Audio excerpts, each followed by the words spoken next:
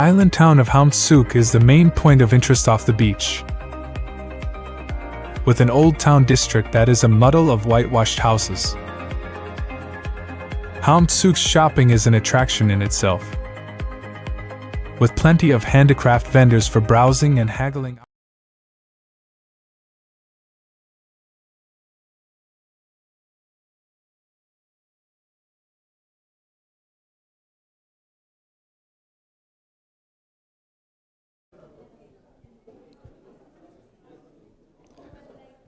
Hello, good afternoon.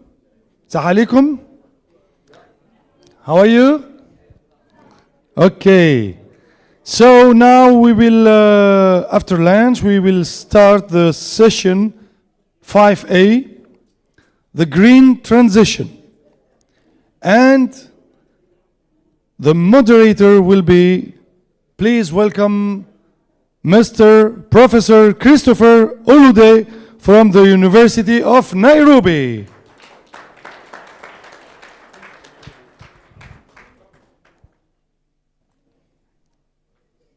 Hello. Do you want that I invite the presenters? I think it's best that way. Okay. Yeah. So I invite to the floor Dr. Edem Mahu from the University of Ghana. Please welcome him. Sorry, we have two keynote speakers. Okay. So before, excuse me. Yeah. We have keynote 1, keynote 2. Yes, Yeah. yes. So for the keynote 1, Dr. Ernest Afiesi Mama, WMO Regional Officer for Africa. Yeah, welcome. And in the same time, I invite the other person, or one by one? I think it would be good for both of them to be here. Okay. Yeah. So the second Oh, okay. presenter is Dr. Rafiq Hamdi, researcher at the Royal Meteorological Institute of Belgium. Welcome, Dr. Rafiq Hamdi.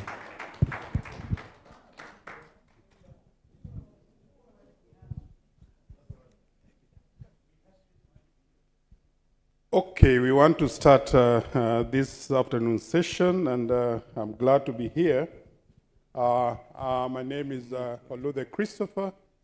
I'm from Kenya, specifically the University of Nairobi, in the Department of Earth and Climate Sciences, the Faculty of Science and Technology.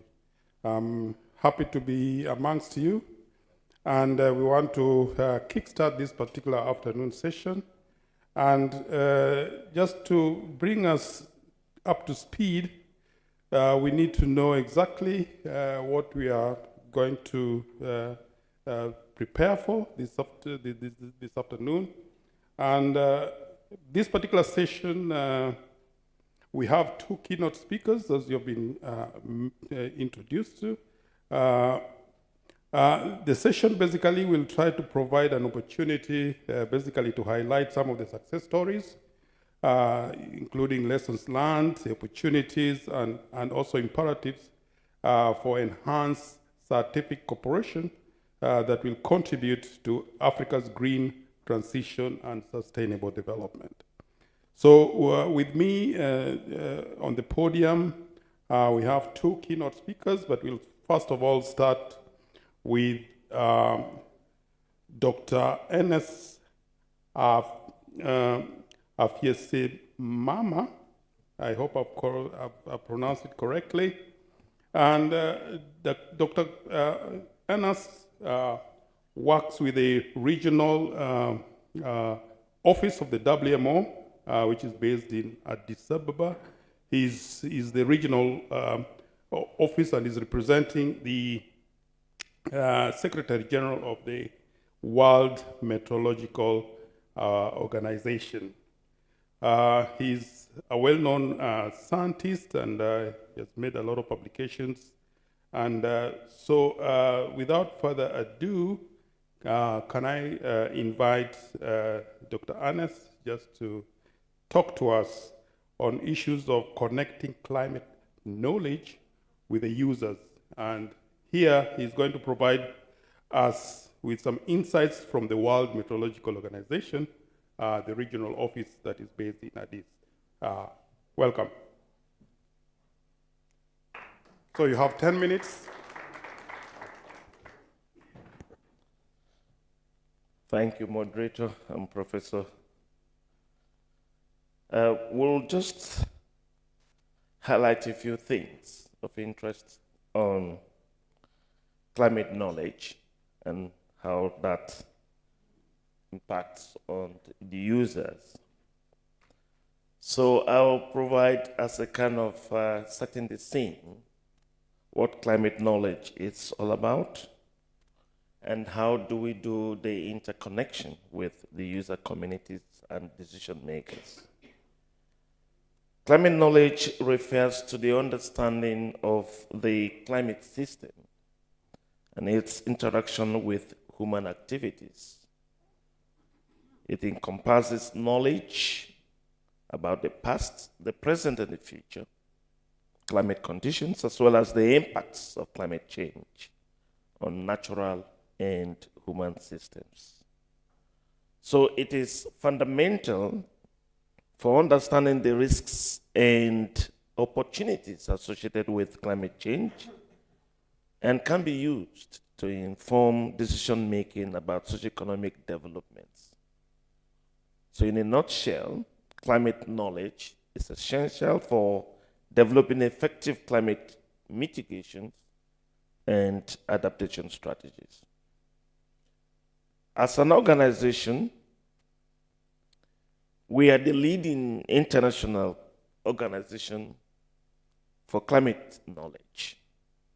It is therefore appropriate for the organizers of this conference to invite our organization to set the scene on connecting climate knowledge with users' community, and particularly the importance in recognizing that climate knowledge is vital for building a climate resilient future and working to improve the delivery of climate services to decision makers and the public.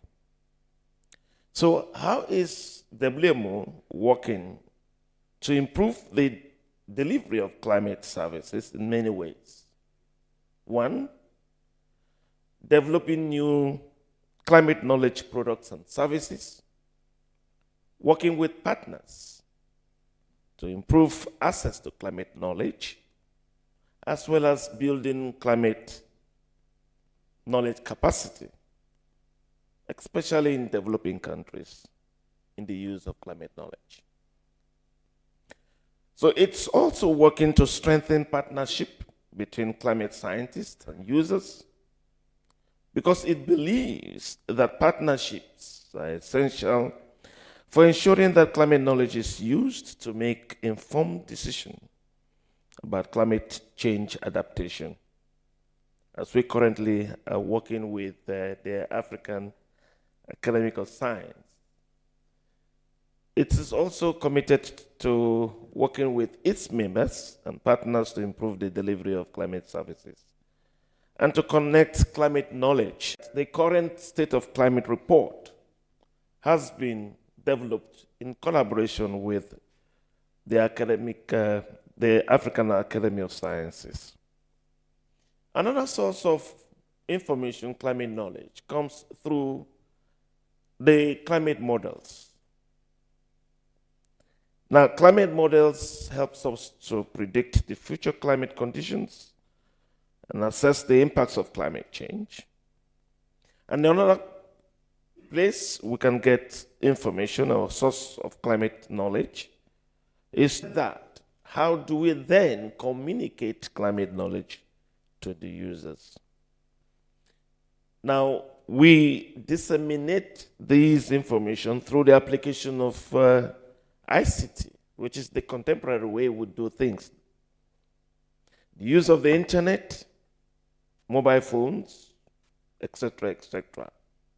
We also develop what we call the user interface platform that allows us to have and interaction with the community, and also through advocacy and awareness programs, as well as encouraging member states to use outreach, community outreach activities that allows them to have narrative sessions. Now, why do we need climate knowledge? Or how do we connect climate knowledge to users? Why? One, to enhance development opportunities and reduce vulnerability. And I will further elucidate on this because Africa currently is faced with increased frequency of extreme events.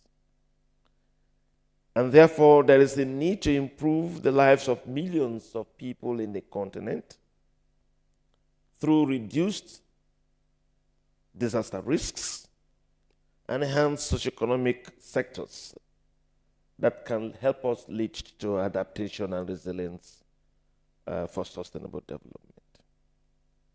Let me give you a few statistics to buttress the fact that climate knowledge is critical. We have 60% of the continent not covered by early warning systems.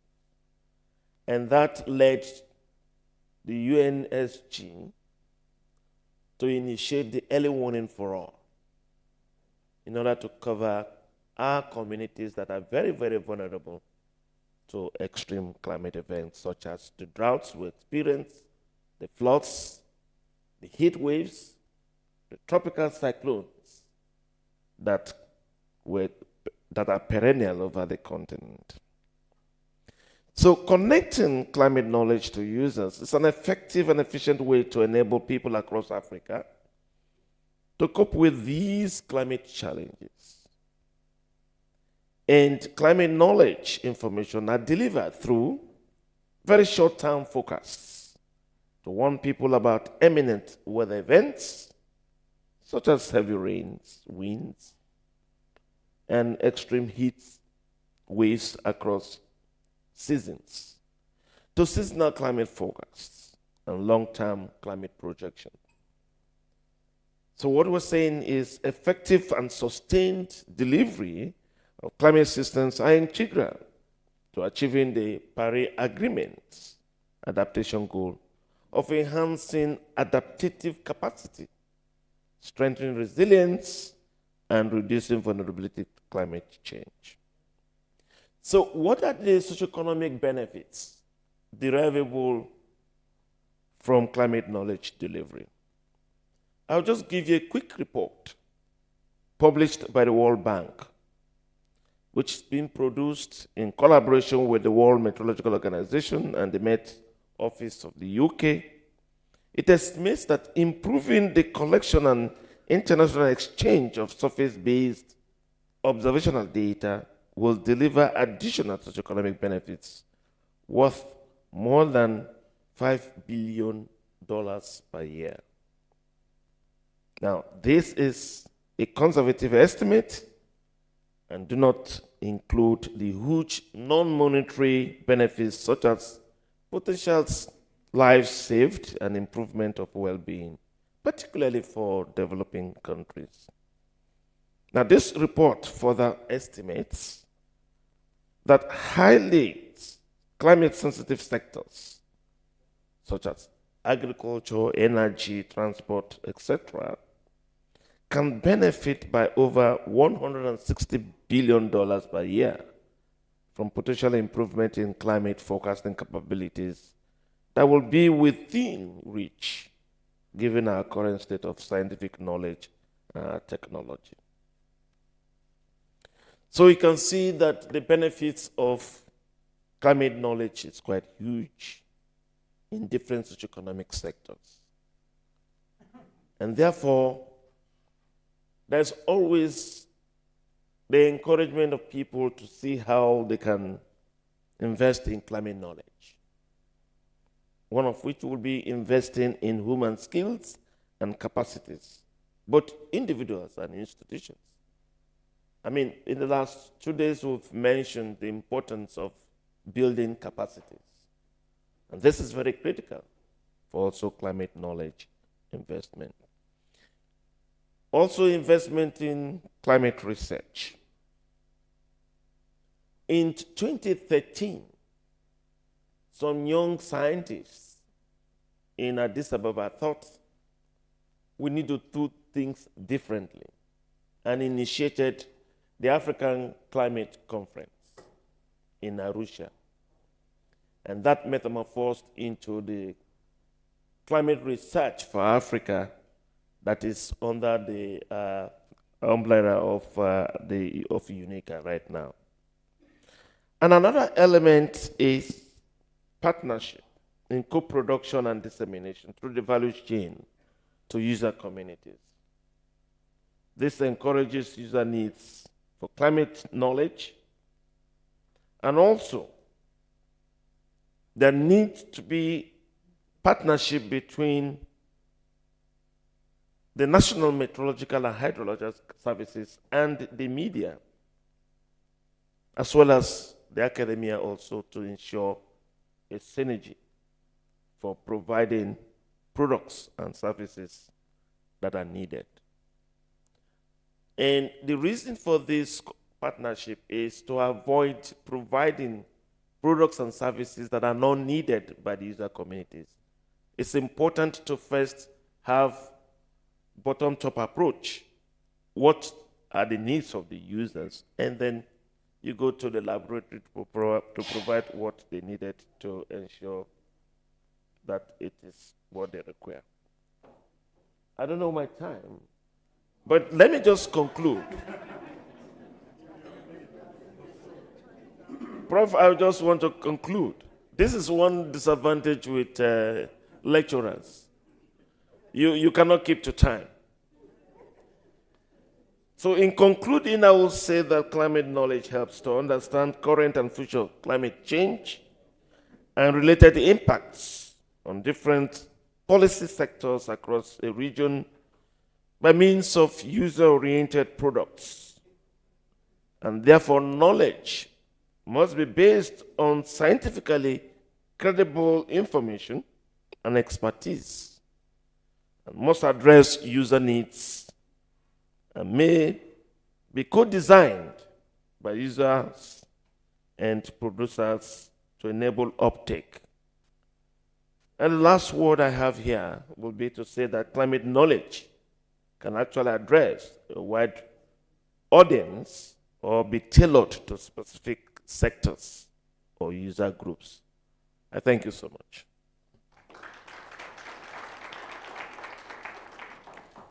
Wow, thank you very much, Dr. Ernest, for that very informative insights of what's going on within the WMO regional office here in Africa. So our next key speaker is Dr. Rafik Hamdi.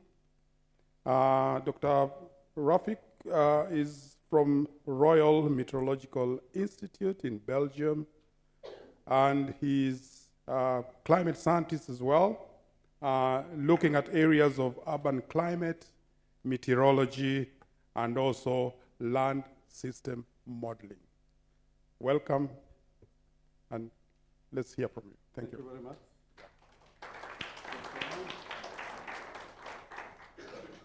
So thank you very much, Mr. Chairman, for this nice introduction. Good afternoon, everyone. So yes, I am Rafik Hamdi, working at the Royal Meteorological Institute. And actually, I think that I need to have a green one also, because I am a researcher. So I understood that the green color is for researchers. So I am a researcher, so, or at least I need to have both. So here, I will talk about, so I could not have a better introduction to my talk than what has been presented by Professor Ernest. So thank you very much for this. It's a seamless continuous here, so difficult to add on what you said, but this is here a fresh initiative. So I am coming here with a fresh initiative. It's not from my institute, the Royal Meteorological Institute, no. It's from the JPI Climate. So what is JPI Climate? Is Joint Programming Initiative. It's an European initiative, and it's really to try to gather the funding from the agency in Europe to work together. And as you can see here, Professor Ernest talked about the extreme event that we will have. And here it's a fresh initiative that I said that I will present in order to work on this extreme and to reduce. So it's about producing climate services for risk reduction in Africa. So as I said, what is GPI Climate is an initiative of European member states and associated members to jointly coordinate climate research and fund new research activity. And the ambition is to significantly contribute to underpinning the European effort in tackling the societal challenge of climate change. So this climate services for risk reduction in Africa, this initiative, it's a multilateral initiative launched by the CCSE. So what is CCSE? Is the Climate Change and Sustainable Energy African Union Partnership with GPI Climate. So in fact, and I am part of this CCSE group. I am more on the CC, the climate change. And just to say that European Commission has already, for several years now, what we call the LIP-RE. It's long partnership, and it was said this morning, and yesterday also we talked about this LIP-RE, and it's for long-term collaboration, and the RE is for renewable energy. So, and I met I attended one of the meetings of this, was in Pretoria last year, and I was impressed by the collaboration that is already existing for the renewable energy. And then I talked with my colleague Patrick Monfray. He's working in ANR, so Agence Nationale de Recherche in France, and we said, okay, it will be great if we could do the same, but for climate change. So this is the foundation of this. I will talk about this later. So this is to give you from where it is coming, this new initiative. And yes, so we talked about the knowledge of the regional climate system. So we need to have, to establish, to be able for the African scientists to be able to run climate model, and to be innovative also in climate services. And as we said, to the capacity building. So we need to train African researchers in order to be able to have what we call the KIC. So it's knowledge, innovation, and capacity. So I will maybe for the, yes, so here it's just what I said, strengthen climate resilience in Africa, examine potential area for cooperation, and describe pathways and priority for research, and identify action to boost this KIC approach. Yes, so what is the roadmap? In Africa, we always would like to know, what is the timeline? So in Africa, we always say that if we would like to go far, it's better to go together. So here, far, it's in terms of the time, it's not on the space. So, so this action started actually in this year, in the beginning of this year. From the beginning of 2024, we had some scoping webinars and Stocktake conference.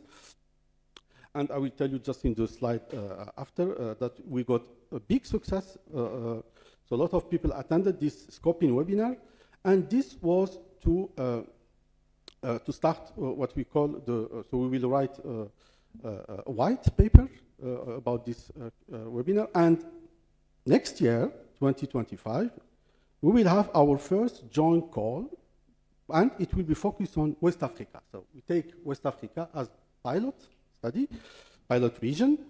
And as you can see, this will be followed by a CCA.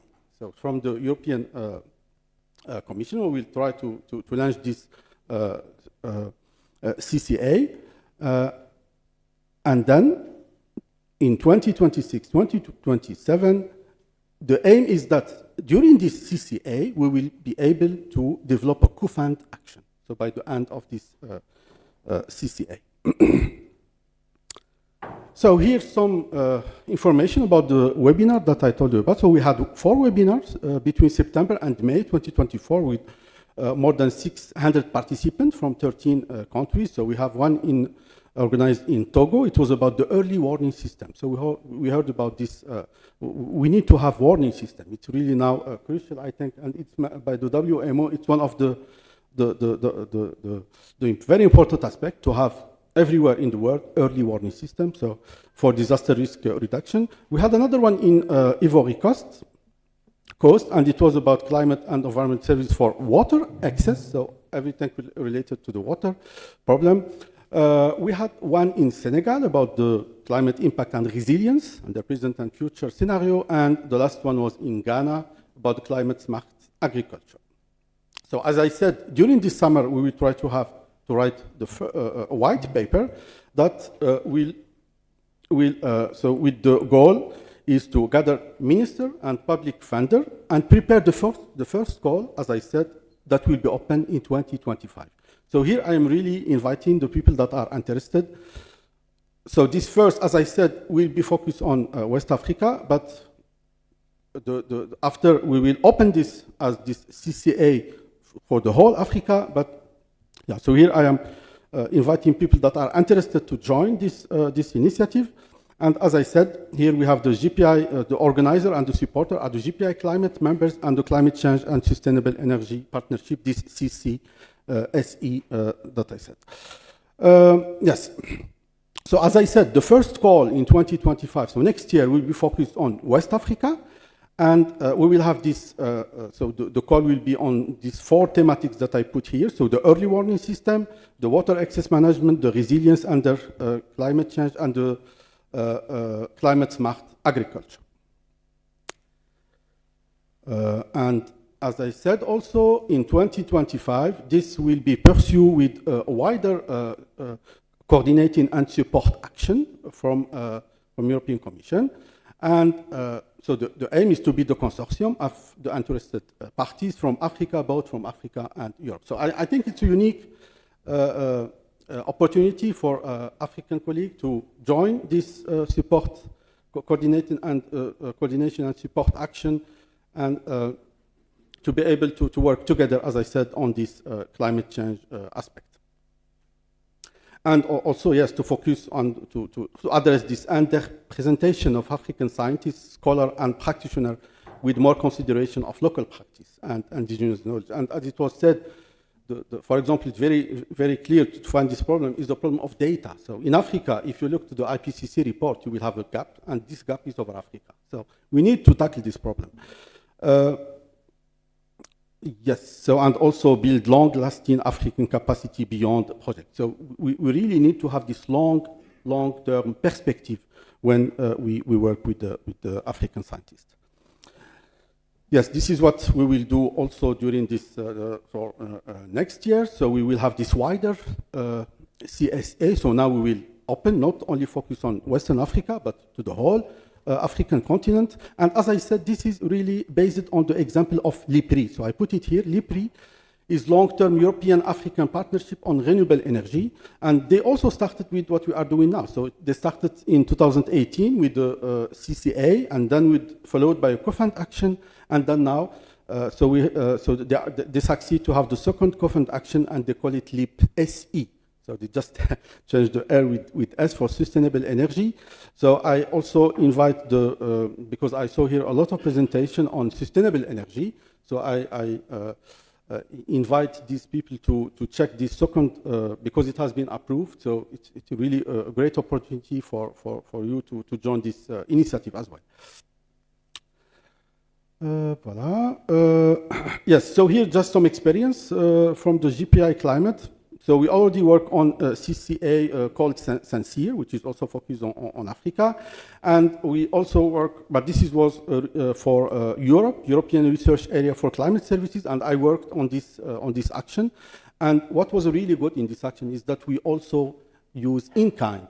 So it was only for European institutions like meteorological services, and then we could also not only use the cash money, but also the in-kind. So institutions could come with the in-kind. They say, okay, I have these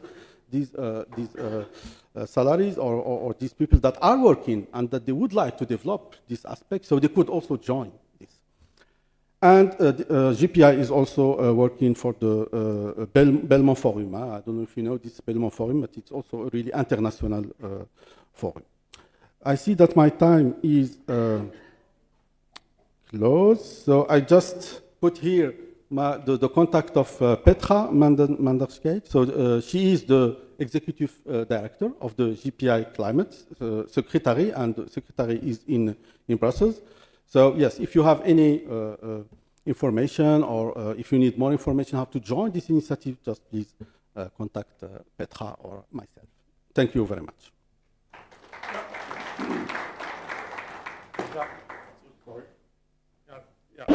Thank you very much, Rafik, for those insights of what's going on under EU. So I would like, if you have any burning questions, just keep it for a while until we finish all these other presentations, and then you can target your questions to the presenters. So now I want to go back to the Master of Ceremony. Is he? To call on the Arise Fellows. Oh, not there. Yep, yeah, please. So now we are in the part one of presentations from the Arise Fellows, and we have Thank you very much. So, thank you, Dr. Ernest, and thank you, Dr. Rafiq. You stay with us? Okay. Yes. They stay with us, okay. So, I invite the other presenters. So, Dr. Edem Mahou from the University of Ghana. Please, welcome. And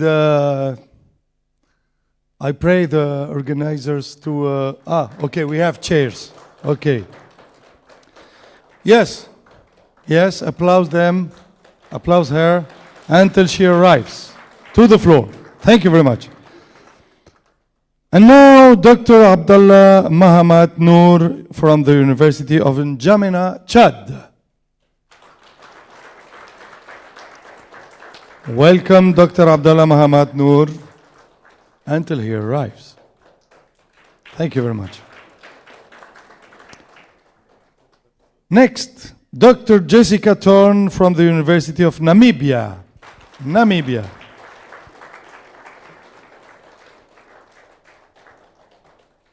She's arriving. She's running. Welcome. You can have that seat. Next, Dr. Sarubidi Rakotonarivo from the University of Antananarivo, Madagascar. Welcome. She's fast. Madagascar is very near. So, Dr. Al-Tayyib Abdel Latif, National Center for Research, Sudan.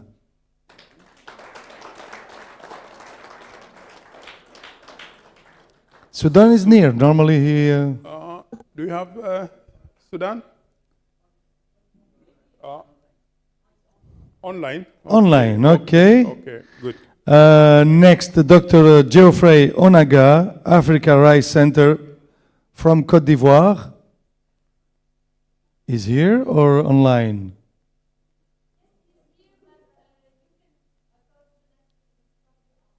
Okay, maybe he's swimming in the swimming pool. Okay. Next, Dr. Kofi Kibalou Polanga from Université de Kara, Togo. Welcome.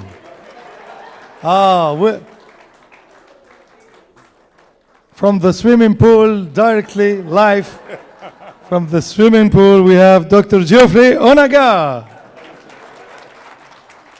So welcome to you and enjoy. Very good. Thank you very much.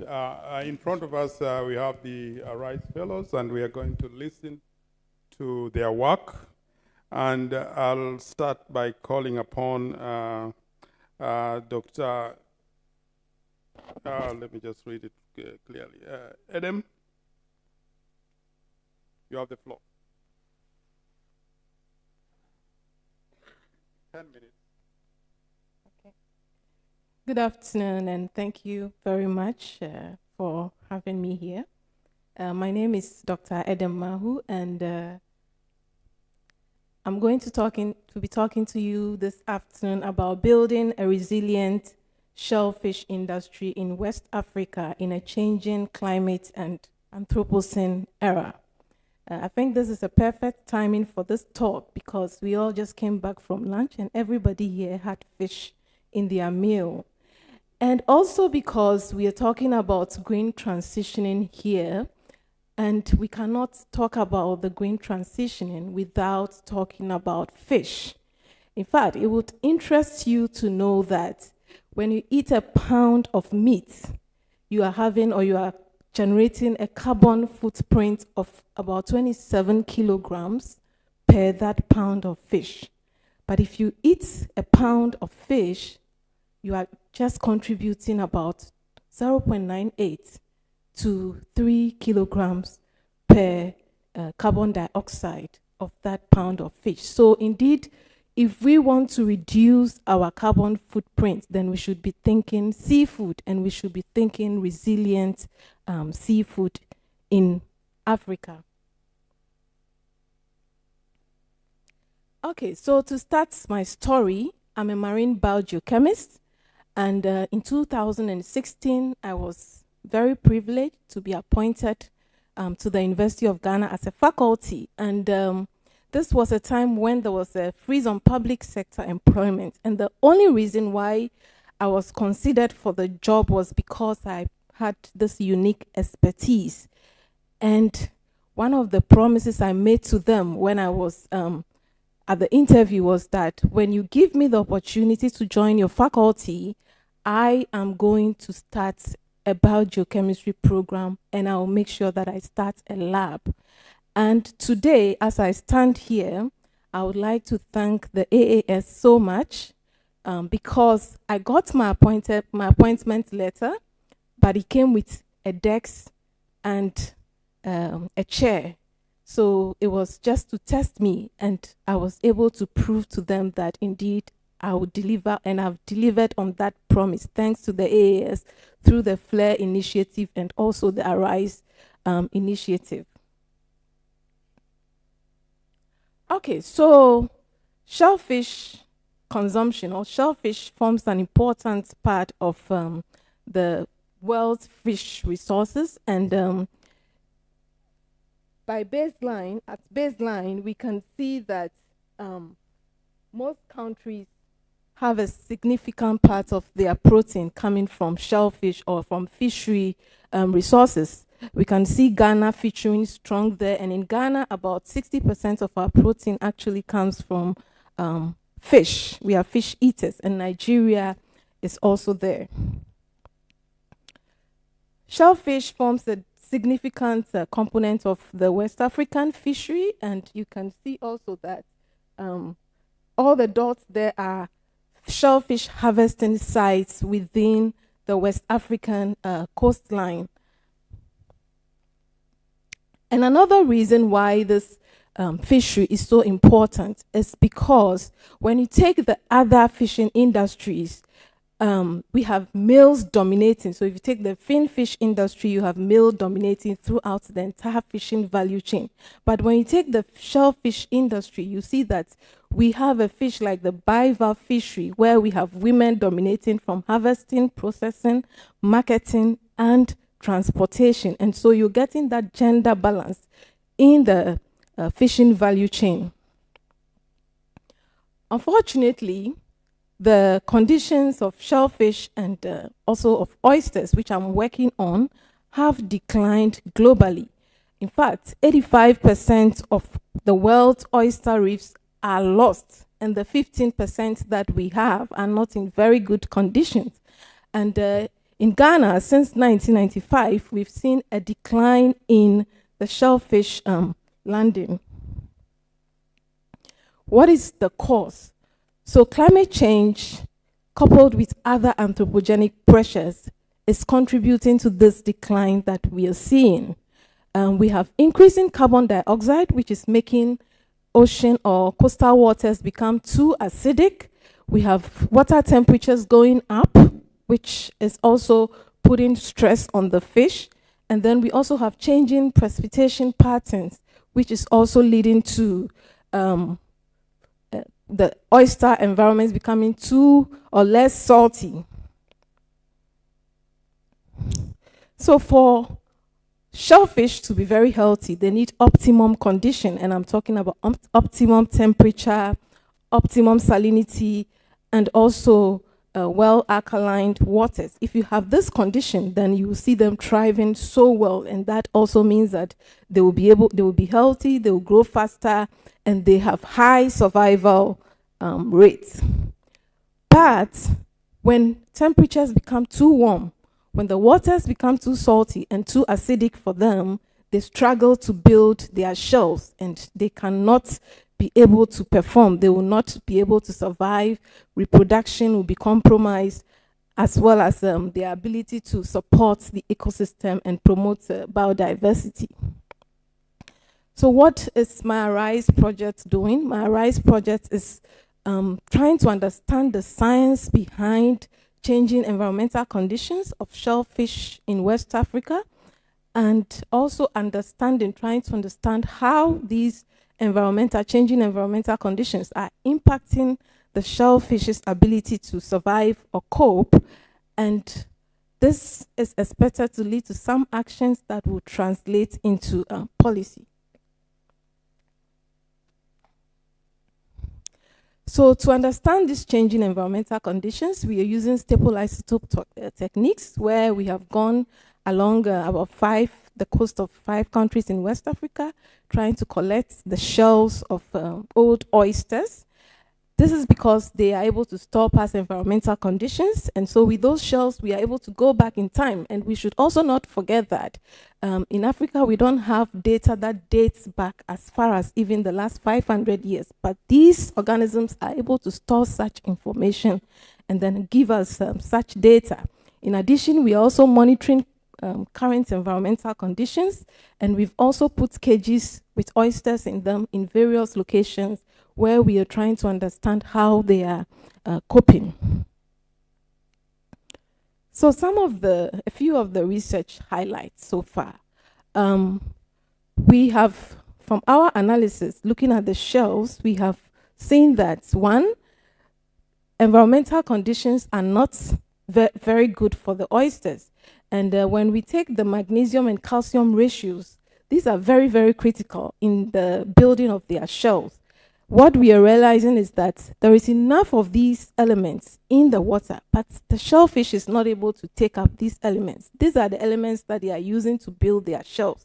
And so if they are not taking it up, it means that they are not building their shells. And we have seen that the ratios in the shells are very, very low compared to what is expected for healthy oysters. From the monitoring that we have been doing, we have also seen that the pH is declining in these oyster environments. The waters are becoming very, very acidic, which is contributing to the fact that they are not able to build the shell. So anything that goes into the water dissolves. So, as part of the ongoing research and one of the achievements that the Arise project has brought, I got recognized by the American Geophysical Union for the Research Excellence Award in Ocean Science because of this project and its prospects.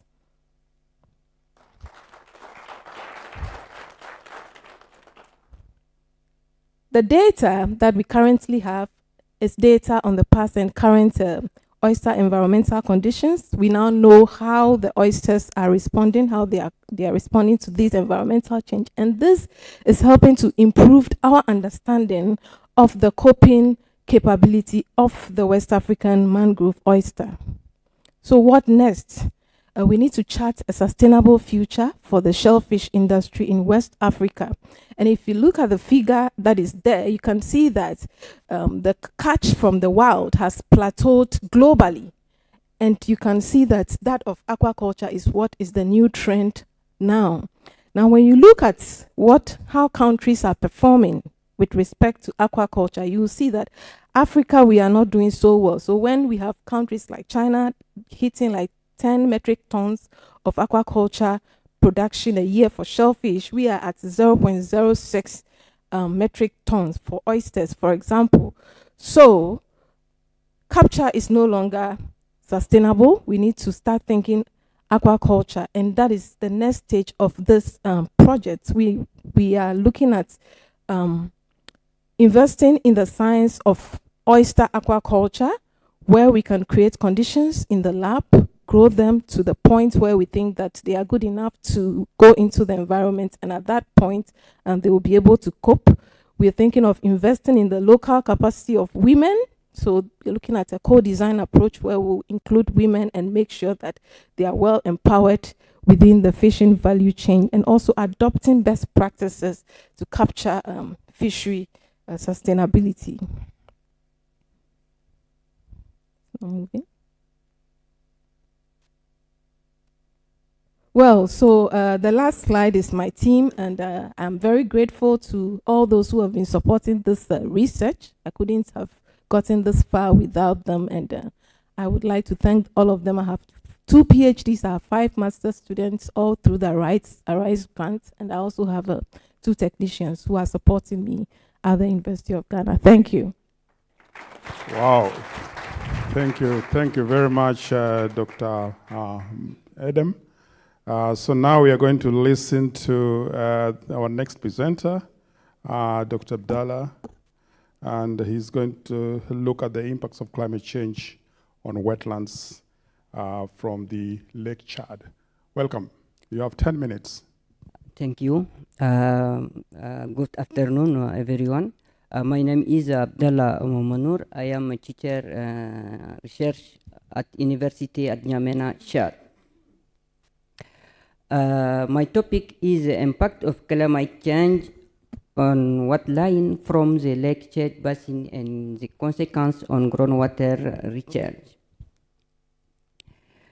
A question principal in this topic is the Lake Chad an important because in crucial ecosystem for Central Sahel, because in 90 million people depending of the resource of water, and this population in around in this lake and carried in several activity in livestock and agriculture, fishing, etc. So an endorheic freshwater lake fed by precipitation and runoff from at water catchment was very variable in time and space connected at the aquifer.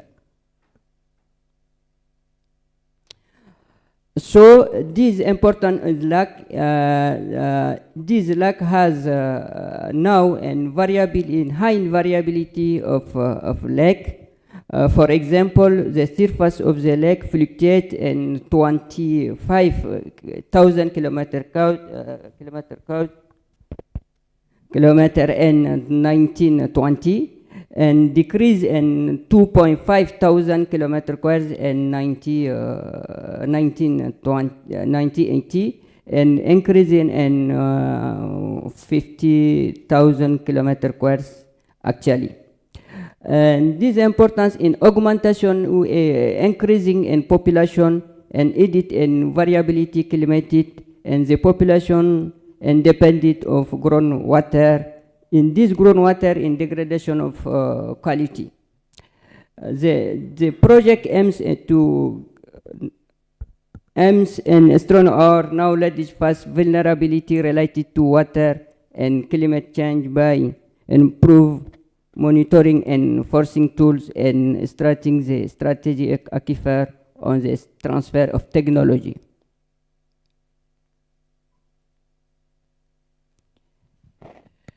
I just presented my progress and my activity actually.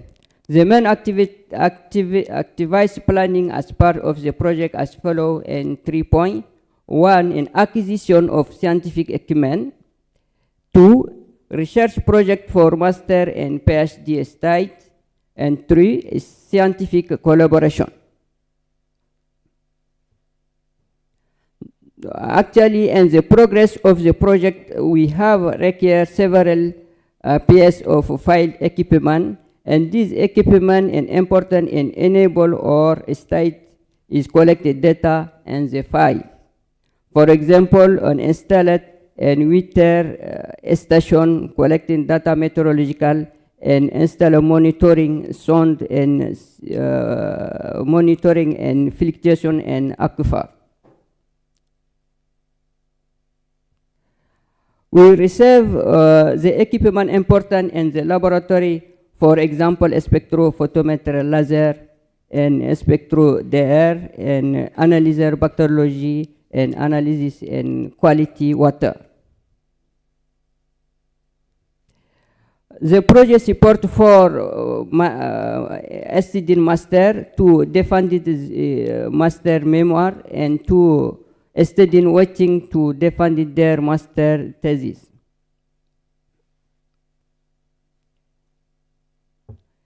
Impact of the project, ARES has enabled me to acquire several important equipment scientific. The equipment acquired enable state and teacher to carry out their work placement and research locally in this university N'Djamena.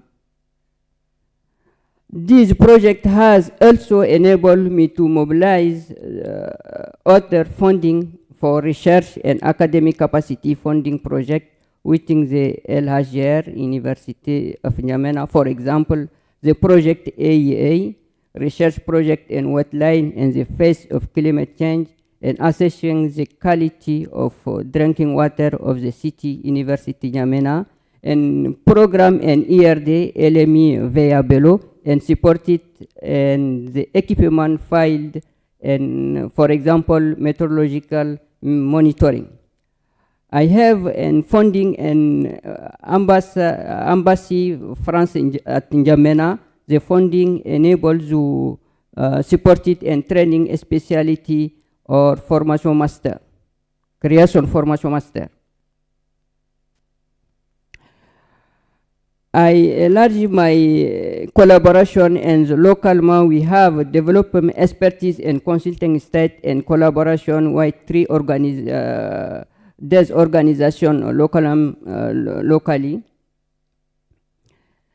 We initiate the international collaboration program at part of teacher research and study mobilized and Échange University Aix-Marseille, Cerej, Université de Strasbourg, Université Pascal Paoli, Centre d'Excellence Beni, and IRD, etc. And this collaboration is important in exchange and teacher research and skill transfer and capacity building and access of technology platform analysis. So this project participate in public health and access to water resource in quality and quantity, and green transition contribution to the fight against climate change and is adaptation, innovation and technology, development of new tools, innovation of methodology, and capacity for science training of studying access and international platform and collaboration. I would like to take this opportunity to thank the African academicians, the African Union and Union European for their multiple support, especially for funding aspect. Thank you. Yeah. Thank you very much, Dr. Abdallah. You can have a seat, and so next we are going to listen to Jessica. Dr. Jessica, you have the floor.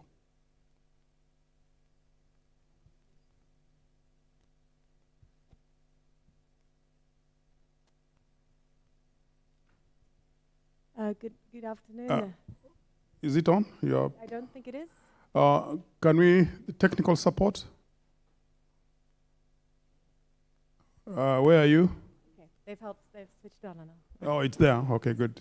All right, good afternoon, everybody. Thank you very much for the opportunity and to the organizers for welcoming us to your beautiful country. My name is Dr. Jessica Thorne, and I'm a research fellow at the University of Namibia in the Department of Environmental Sciences. So today what I'm going to be talking about is a project called Future Landscape Optimization for Peri-Urban Resilience and Ecosystem Health in Africa. And I bring the perspective of having a PhD in zoology and a background in human geography and climate change science. So why should we care about this topic? Recently we've seen various high-level reports, including the International Panel on Biodiversity and Ecosystem Services, the recent IPCC report, and many others, collectively painting the picture that we're not only failing to stem the tide of biodiversity loss on land and sea, but we're also experiencing runaway climate change. At the same time, we're seeing substantive amounts of people living in peri-urban areas or informal settlements or slums in Africa. About 59% of our continent lives in these areas, and about 72% of our population depends on the informal workforce. At the same time, these people are disproportionately impacted by the impacts of climate change in the face of floods, droughts, and extreme heat waves. And concurrently, we're seeing the encroachment of green spaces within these peri-urban contexts. However, we lack various impact assessments of what is the effectiveness of urban greening processes in terms of biodiversity and the ecosystem services that they provide to these informal settlement dwellers and the rest of the urban dwellers. At the same time, we don't have these more generalizable understandings of how we envision the future, what is the kind of scenarios and normative visions of the future to incorporate these nature-based solutions or natural climate solutions. We often think about these risks in terms of single hazards rather than multi-hazard exposure, for example, to air pollution or hydrological change, or fluvial flooding, or other types of pollution, solid waste pollution. And at the same time, we also lack the interface, these transdisciplinary approaches looking at between the science policy interface and understanding how that can inform future action. So against this background, my project aims to evaluate the effectiveness of urban green infrastructure innovations in these contexts, specifically focusing on drought and flood risk, both now and in the future. The work involves 4 work packages that are interlinked, looking at the past, present, and future, thinking about what are the drivers of change, what are the rural and urban linkages, and what are the desired futures. How do different types of urban green infrastructures impact or reduce the severity of this multi-hazard exposure to flooding, heat, and pollution? I'm also trying to understand what is the impact of regenerating urban green infrastructure, and how are these innovations allowing for diffusion to become more regenerative? And then how can public and private sector actors work together to create more systemic solutions, for example, using these urban adaptive capacity councils in the future? So I'm working in 3 countries, which is Madagascar, Namibia, and Sierra Leone. I wanted to share with you some pictures of the places that we're working. For example, in Namibia, these are the informal settlements. We're working in Windhoek, Rundu, Hilaunafidi, and Apul, where we're seeing about 11% of the population moving into these informal settlements compared to only about 3% moving into the formal areas. In Madagascar, we're working in Antananarivo in the areas of Bambaswandro, Amboy Chimadraka, and Amboy Mamambola. And here we're seeing also substantive amounts of encroachment, especially into these rice agricultural fields exposed to a lot of cyclonic events. And in Sierra Leone, where I'll be going to straight from this conference, we're looking at landslides and sanitation issues in the face of growing flood risk on the slopes of Freetown. And the municipality is working on a project called Freetown Tree Town Campaign. So what has been some of the impact of our science so far? Just last week, we published a paper in a journal called Urban Forestry and Urban Greening, where we looked at a global analysis of how these green spaces, what our understanding is of how these green spaces reduce the urban heat island effect, and how do we see disparities associated with the Gini coefficient. And we found an increasing amount of interest in this topic since 2009, often associated with initiatives like the New Urban Agenda, and probably will be initiated through the upcoming Future Summit. But we're also seeing a shift in interest of who's benefiting from of these green spaces in terms of how is well-being in terms of, like, for example, cardiovascular health affected. The implications of this work we emerged 4 archetypes using hierarchical cluster analysis. And here are some of the implications. One archetype was around the fact that we see height of buildings really can influence outdoor thermal comfort, and we need to retrofit urban structures with green vegetation. We also highlighted the importance of improving transportation networks to allow residents better access to green spaces. We emphasized the impact of demographic groups, like, for example, certain population groups or age, and how they're disproportionately impacted by heat stress. And we highlighted the importance of transparency, accountability, and participation in decision-making to aid green spaces and ensure we don't see gentrification as a result of this. Another key study that we're now writing up is around the urban heat island effect. So we looked in Antananarivo, we looked at the land surface temperature, and we showed how even a small proportion in change in about 10% of agricultural land cover can reduce the amount of temperature of about 0.3, for example, which differs between day and nighttime.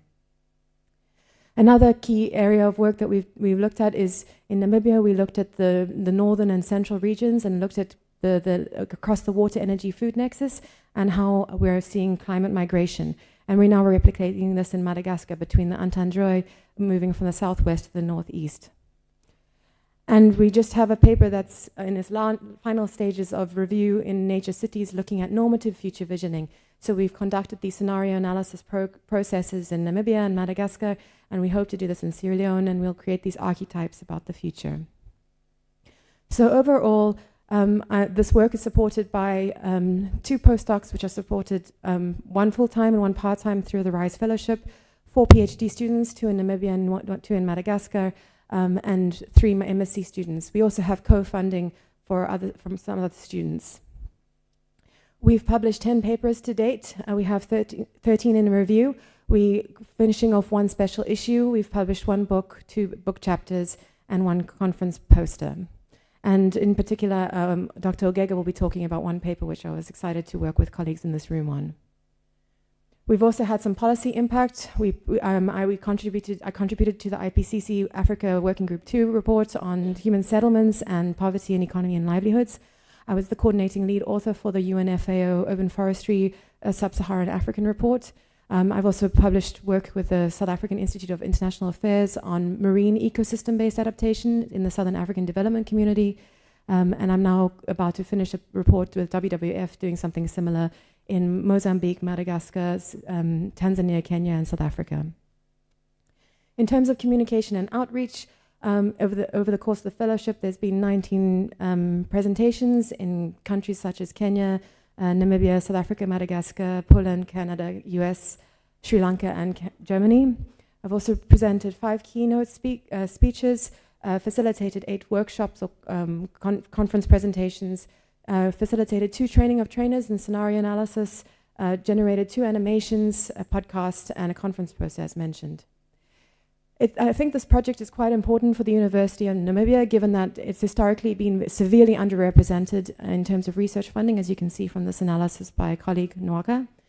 We also have not had many postdocs in our department to date, so it's quite an exciting thing to have postdocs at UNAM, as well as the support for PhD students in terms of, and as well as their mobility and international exchanges. And it's one of the largest grants that both Dr. Hodinot and I have brought into the university. And we're also bringing other types of co-funding as a result. Through this project within Africa, we've established various collaborative networks, including the University of Antananarivo, where we have an MOU. We've got co-supervision. I've established some wonderful mentors, and also been part of an initiative to establish the first urban forestry forum in Africa. Internationally, we've also had engagements with the UNFAO, various universities like the University College of London, Imperial, and St Andrews in York, as well as boundary organizations like the Stockholm Environment Institute, and of course, CFOREST, Center for International Forestry Research. So moving forward, I'm about to go to Freetown to assess the effectiveness of certain urban greening initiatives. My students will be working on bioremediation from water courses and air pollution, as well as flood inundation modeling and biodiversity assessments. And we're also trying to understand how we can incorporate this into compensation mechanisms for upgrading schemes. And finally, we want to establish these roundtable initiatives between municipalities. So I'd like to say thank you very much to my colleagues at the University of Namibia and my lab, as well as, of course, all the people who are involved in the organization of this initiative. Thank you. Wow. Yeah, thank you very much for even keeping time. Now we want to listen to our next speaker. The name I cannot pronounce so well, but please go ahead. Hi, everyone. So my name is Sarubidi Rakutunarivu, just like the capital city of Antananarivo. And I'm currently a senior research fellow at the University of Antananarivo. I have a background in interdisciplinary social science. And I'm also a young affiliate of the African Academy of Sciences, as well as the World Academy of Sciences. Okay, so before I start, let me ask you a quick question. Do you know this guy? Yeah, that's King Julian. Yeah, that's a ring-tailed lemur known as the lemur kata. And the problem is not this guy. The problem is that this movie, although it made us known to the world, it doesn't really represent the complex realities we are facing in Madagascar. In Madagascar, as well as in many countries in sub-Saharan Africa, millions of farmers are still highly dependent on clearing land for agriculture. This practice is known as slash and burn, and it involves burning and rotational farming. And although these practices provide access to fertile soils to millions of farmers in the tropics, they create lots of problems. So they drive deforestation, more clearing for agriculture. They drive biodiversity loss, more CO2 emissions from forest loss and degradation. And they also chase away these important iconic species, such as the King Julian. And these practices usually bring very low yield and very low productivity, which leads to food insecurity, as well as they also increase farmer vulnerability to the negative effects of climate change. Climate-smart agriculture can help address these multiple challenges, but adoption is very low. And climate-smart agriculture is a buzzword that donors really like. So I conceptualized that term as like a set of farming methods that aim to sustainably intensify agriculture. So the idea is that by increasing yield, it will spare forests from land clearance, from slash and burn, and that would in turn reduce emissions from deforestation. So this approach is known as the land sparing approach. The main barriers to the lack of adoption of this climate-smart agriculture can be summarized into these 3 points. So farmers, they either don't know these techniques, so that's the lack of knowledge, or they cannot afford implementing these new techniques because they usually require higher input, labor, as well as resources, or they just don't want to do it, lack of willingness. So my project aims to address these multiple barriers and provide robust empirical evidence on the most effective policy levers for encouraging widespread adoption of climate-smart agriculture. So I'm implementing a randomized controlled trial of credit and knowledge transfer to study what would best encourage CSA adoption and improve food security. So as you know it, a randomized controlled trial, or RCT in short, it's the gold standard for impact evaluation or for studying causal relationships. And here, the study population is are members of what I call village savings and loans associations. I'm gonna explain later what I mean by that. But the RCT has 3 arms. So we randomly allocated members of these VSLAs into 3 groups. So the control group is the business as usual. Another group, treatment group 1, was allocated training in CSA, Climate Smart Agriculture, and also Farmer Business School. And the last group was provided training as well as additional credit injected into the village associations. So this is, why Village Savings and Loans Association. So these are self-managed groups of up to 30 people. They meet weekly and save money, and then they lend the savings to the members. It has gained lots of traction lately among the conservation community because of the lower transaction costs compared to formal microfinance. And they are also they can serve as an important buffer for the injection of the credit, which is one of our RCT interventions. So this is our theory of change. So what you see at the top right, at the right side are the interventions we're going to implement or test in this RCT training in CSA, Farmer Business School, as well as training and credit. And the training is being implemented by GIZ, the German Development Agency. What you see at the far left, the impacts are the long-term impacts we are hoping to achieve from this project, which are better outcomes for people, improved food security, improved resilience, as well as for nature, landscape that supports biodiversity conservation. And what you see in blue are the mechanisms or the intermediate outcomes, the mechanisms through which these 2 interventions are expected to lead to the desired impacts as well as the outcomes. And the credit is not conditional on the adoption because I'm interested to see the relative importance of different sources of income, farm or non-farm income, in improving income, encouraging income growth. So just a very short snapshot on our baseline findings.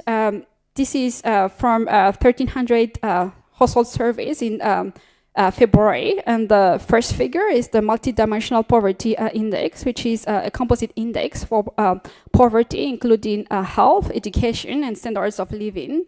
And it ranges from 0 to 1. The closer it is to 1, the higher the poverty. So here we can see that the average is around 0.5, which indicates very severe levels of poverty. And the months of adequate food supply is an indicator of food security. And here it also indicates that almost a whopping 98% of the respondents, the study population, are food insecure. And I'm going to use 1 minute to also present this very exciting and innovative research activity we are having as part of the ORISE project. We are developing novel experimental games played on tablet computers. So these are played in a group of 6 farmers. They make decisions over several rounds or years, and the aim is to predict their behavior and also their decision-making processes, like what influences their willingness to adopt more sustainable farming techniques. And these games are highly novel. They are spatially and temporally dynamic, and they are much more engaging than conventional questionnaires where you ask people like how old they are, etc. And I think the next few slides are pictures to give you, I guess, a more accurate picture of our study context. So our study site is in the southeast of Madagascar, and it takes 2 days to get there. As you can see, the road conditions are really bad. These are just photos of me in the villages, conducting interviews, meeting with the village saving associations, sharing a meal with them, and also like chatting with some women in the villages. And key achievements. Like most of my colleagues, I've built a research lab. And I guess the novelty is this brand new website that was just launched recently, Mitsilu. Mitsilu is the Malagasy verb for light the way. And as its name conveys, it aims to provide the best available scientific evidence to guide policy in Africa, and especially in Madagascar, where I'm from. a specificity of this project is the very strong science practice and science policy partnerships that we've built through the partnership with GIZ and government agencies. And this led to the securing of match funding of up to 100,000 USD. We've also created jobs. So we are actually hiring 5 field technicians for 2 years. And they are tasked with the high-frequency data collection we're doing, as well as the real-time monitoring of the credit that's being injected into the village savings groups. And I believe that my RISE grant has increased my visibility and has played a role in me building a larger research portfolio and also in securing additional overfunding. So currently I have a research pod of up to 1.5 million. I've published 2 papers in Nature journals since I started the RISE project, and I was also recently invited to write a comment for Nature Human Behavior. And last but not least, which is, I would say, a very important achievement, is, the video doesn't play. That's Vina, my 2-year-old girl. She's an RISE baby, RISE product, really. And juggling motherhood and science isn't easy. It's challenging, but it's also the most rewarding experience so far. Thanks so much. Oh, great. Thank you very much. Have a seat. Unfortunately, we don't have the fellow from Sudan, not even online, not even here with us. So we'll now go to our next presenter. You have the floor. 10 minutes, please. That's Dr. Geoffrey.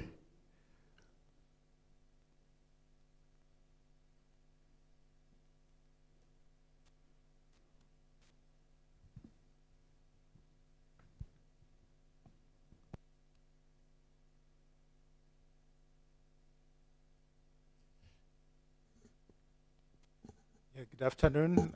It's a pleasure to be in your presence.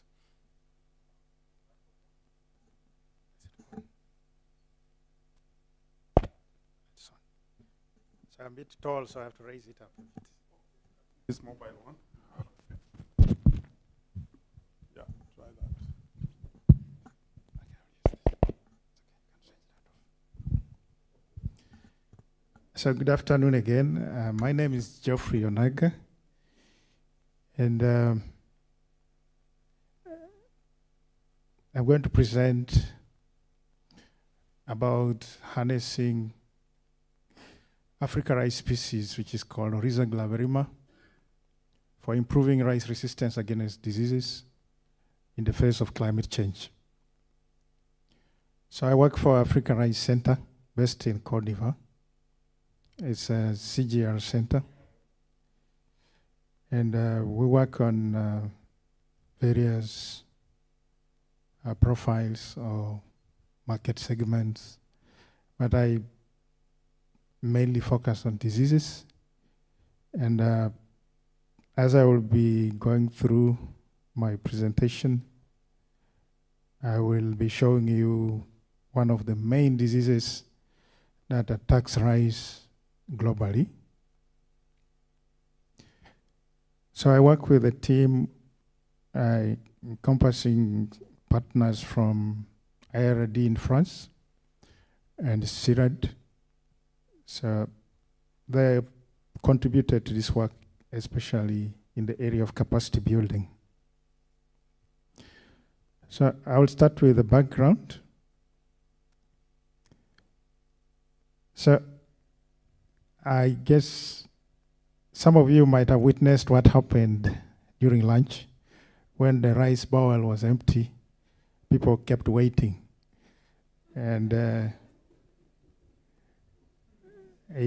think I watched it getting empty almost 3 times. So whenever they filled it, it got empty again. So rice is very important. So when you look at the African population, it's estimated that by 2050, it will be around 2.4 billion. And we will need more rice to feed African population as well as the global population. So when you look at that graph, you see that globally, Africa is expected to contribute something. Much as Asia is producing more, but around 38 million tons is expected from Africa by 2040. So how are we going to get to that level? Currently, our production is just 15 million tons, and our consumption is 28 million tons. So that means we almost import half of our rice consumption. So we need to really work hard to push up our production to meet with our demand. Otherwise, we shall be in trouble because Asia will also need more rice, and it will lead to competition for other cereals. So one of the major diseases that reduces productivity of rice is rice blast. As you can see in the picture, rice blast is like the one when it is severe, you hardly harvest anything. In 2008, it happened in Kenya. So I just quoted that newspaper called People's Daily. The new rice disease caused panic among farmers because it almost wiped rice in Mwea as well as in Ahero. So those are the major producing areas in Kenya. And that year, Kenya suffered a lot. And if you remember, that was when the food crisis happened in the world. And it affected the population mostly in Africa because Asia was not exporting rice to Africa during that time. So this disease is also transmitted by seed. What I've shown there is the spores that mainly infect the rice in the field. And those spores can be carried in the seed. You can see the spots on the seed. So when just about 30% of yield loss happens globally, that quantity of rice lost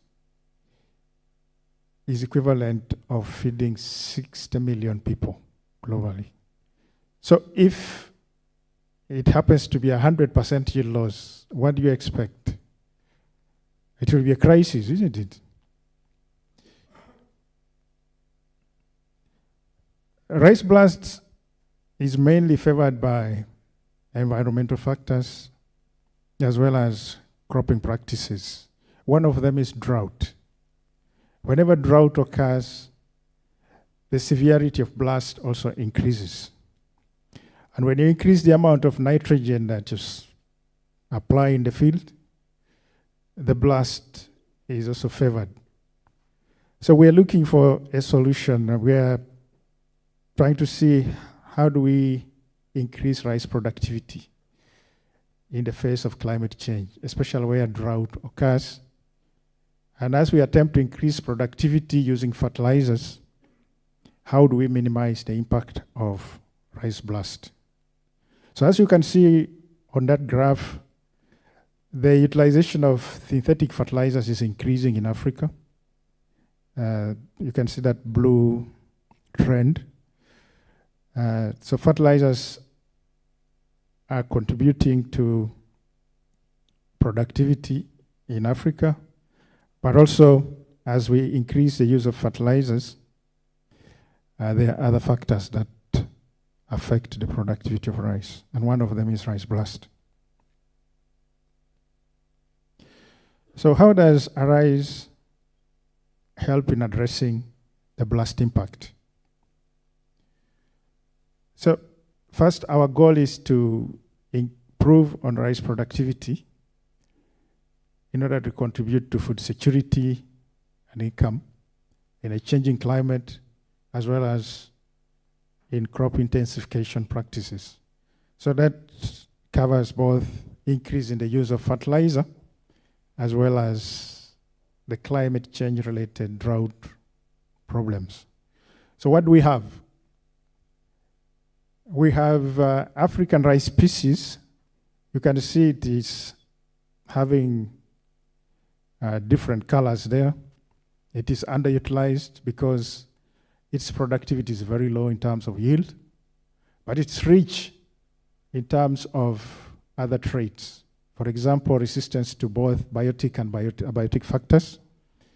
So if we are able to combine the resilience of African rice with the productivity of Asian rice, then we can improve the resilience of rice to climate change related factors. So what should we do? The first is to identify the sources of resistance. And with that, this project focuses on the use of the pangenome.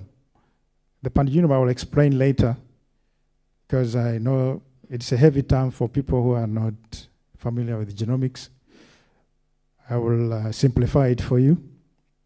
And then develop stable markers or genes that we can use for improving resilience of rice.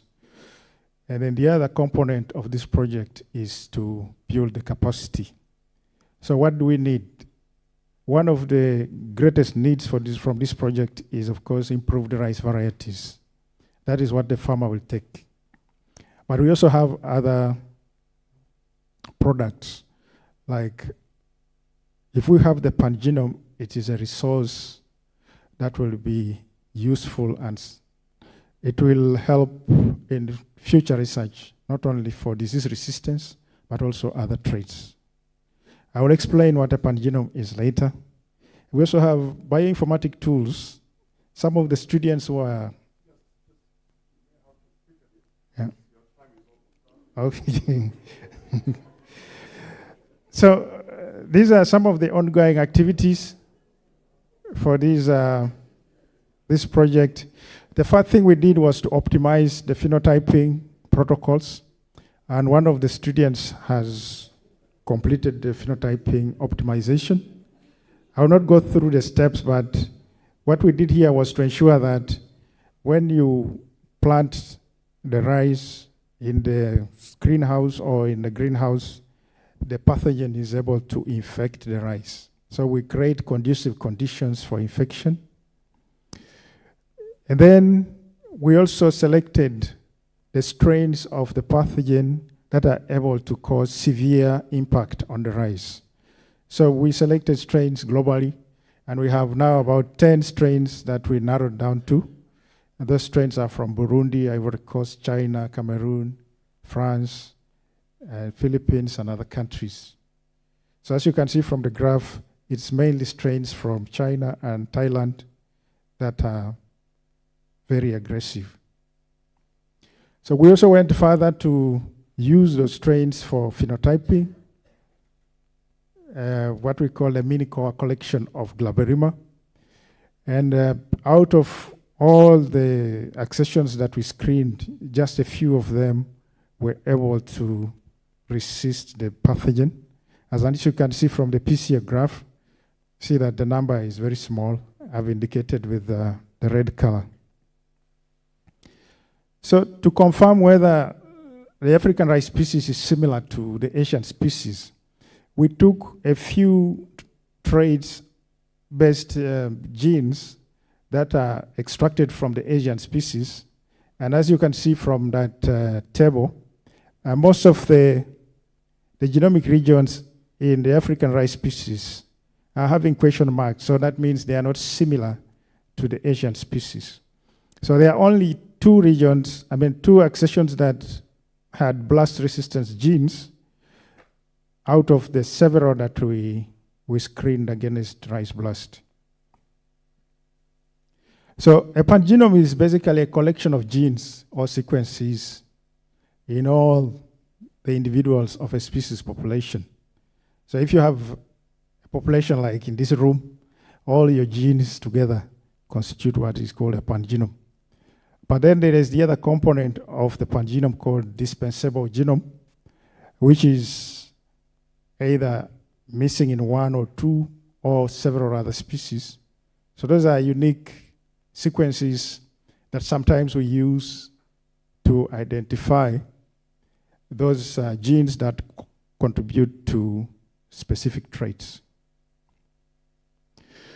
So in our work, using the pangenome concept, we did sequencing of African rice species, and we developed both the core genome part of the pangenome and the dispensable one, and then we merged the two, and currently we are still refining the pangenome, and we will use it as a reference for our GWAS analysis and QTL identification. So far from our screening work, we have just a few accessions that have survived under drought and under high nitrogen. And as you can see from these, we call them Manhattan plots, there are a few genes that we have been able to identify that contribute to resistance to rice blast.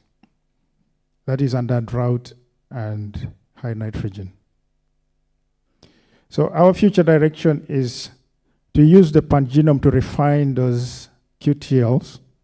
So we will combine both the pangenome, what we call structural variants, and the SNP data to validate the QTLs that we have identified so far.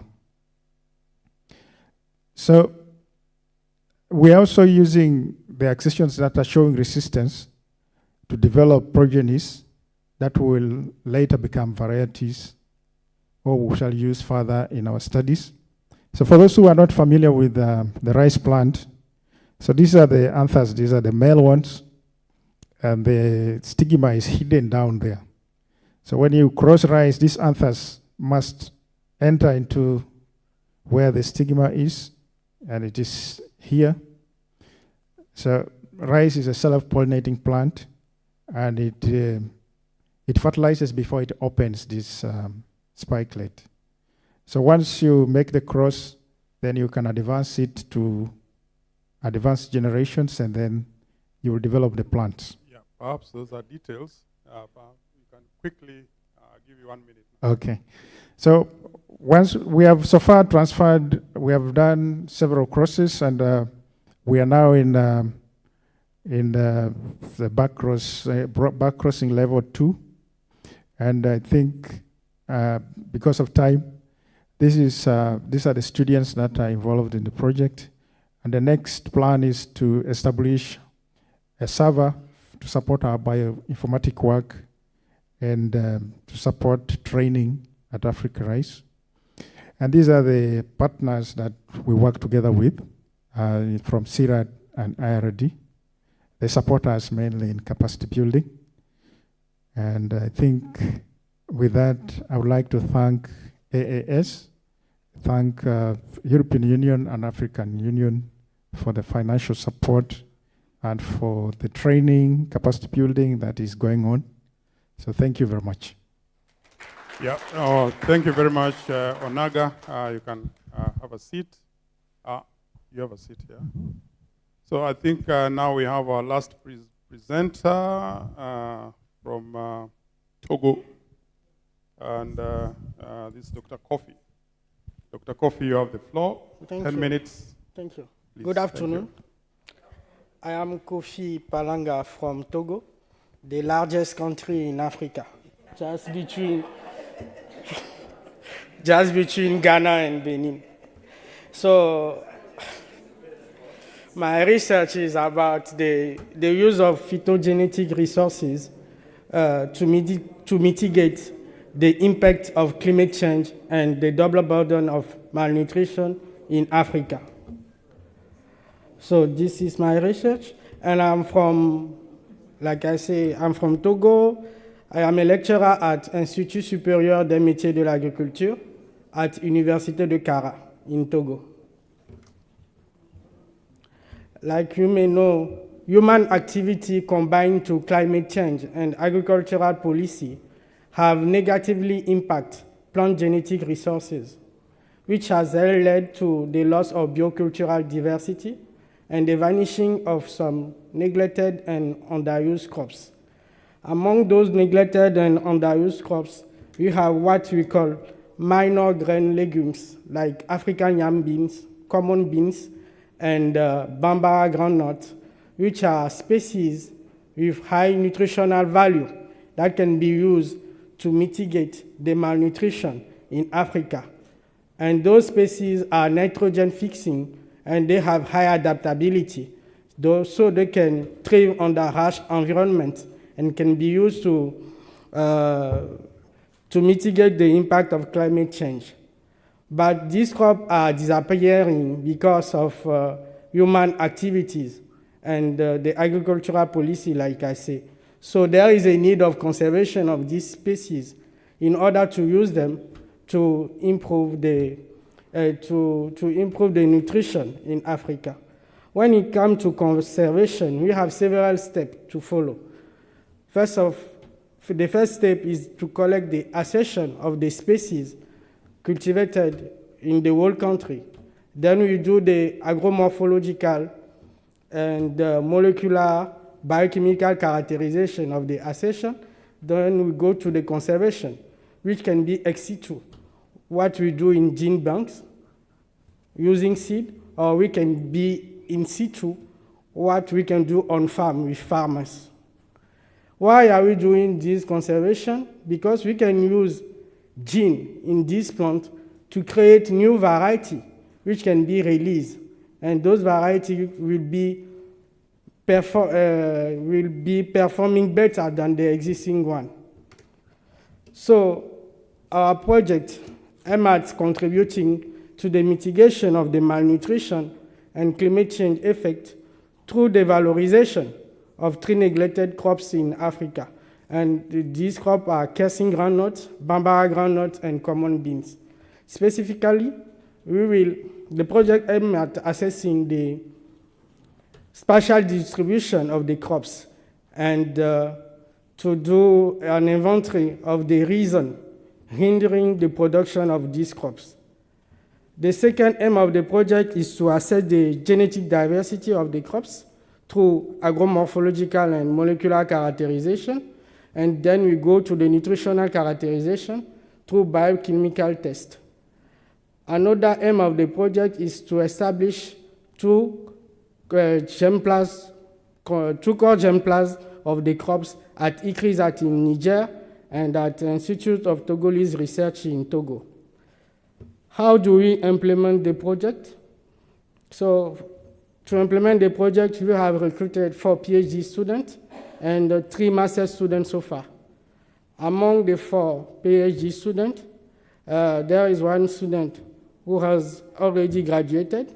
She was on the partial scholarship, and she was working on African yam bean, the diversity of African yam bean.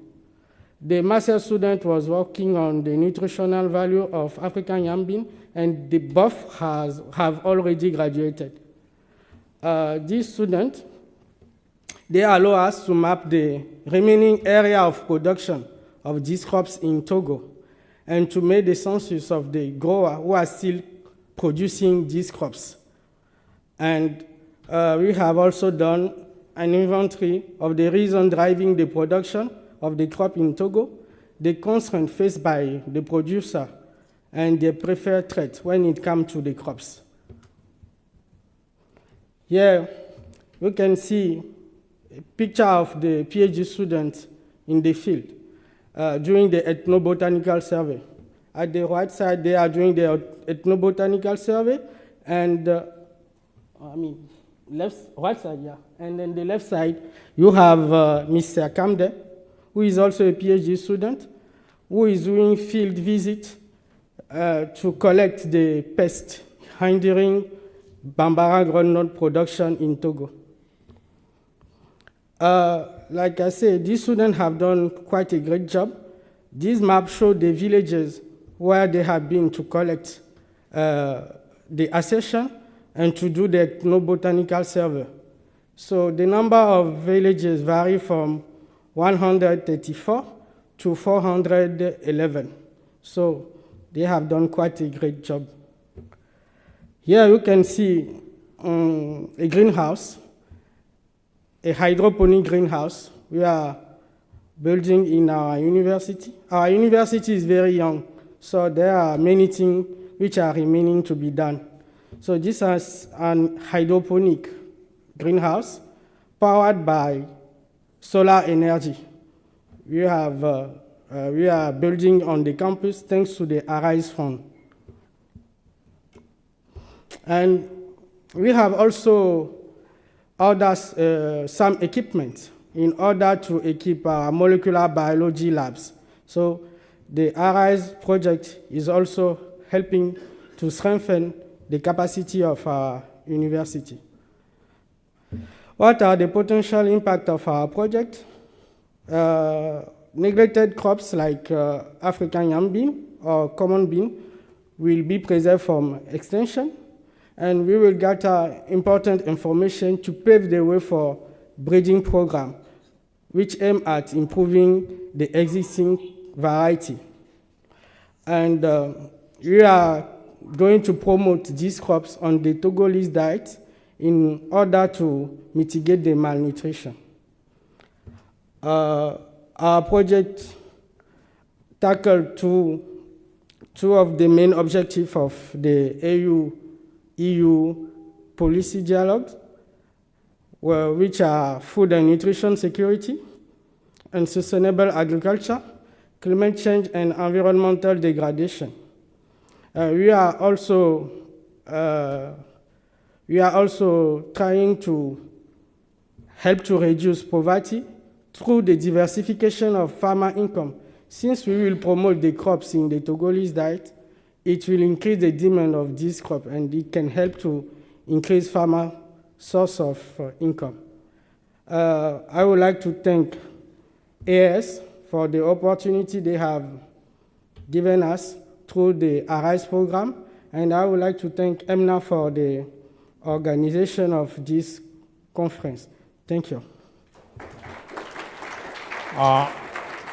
Thank you very, very much, our speakers. Now I think we have come to the Q&A, and I have two microphones. One will be going around.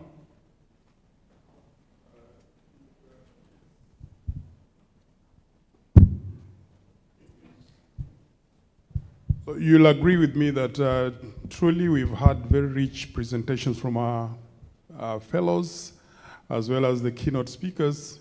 So now, because of time, I'll only give a question per presenter, so that we still have another session B, 5B, which will require some time. So if you really have a burning question to any of the presenters, please raise your hand, and it has to be one per presenter.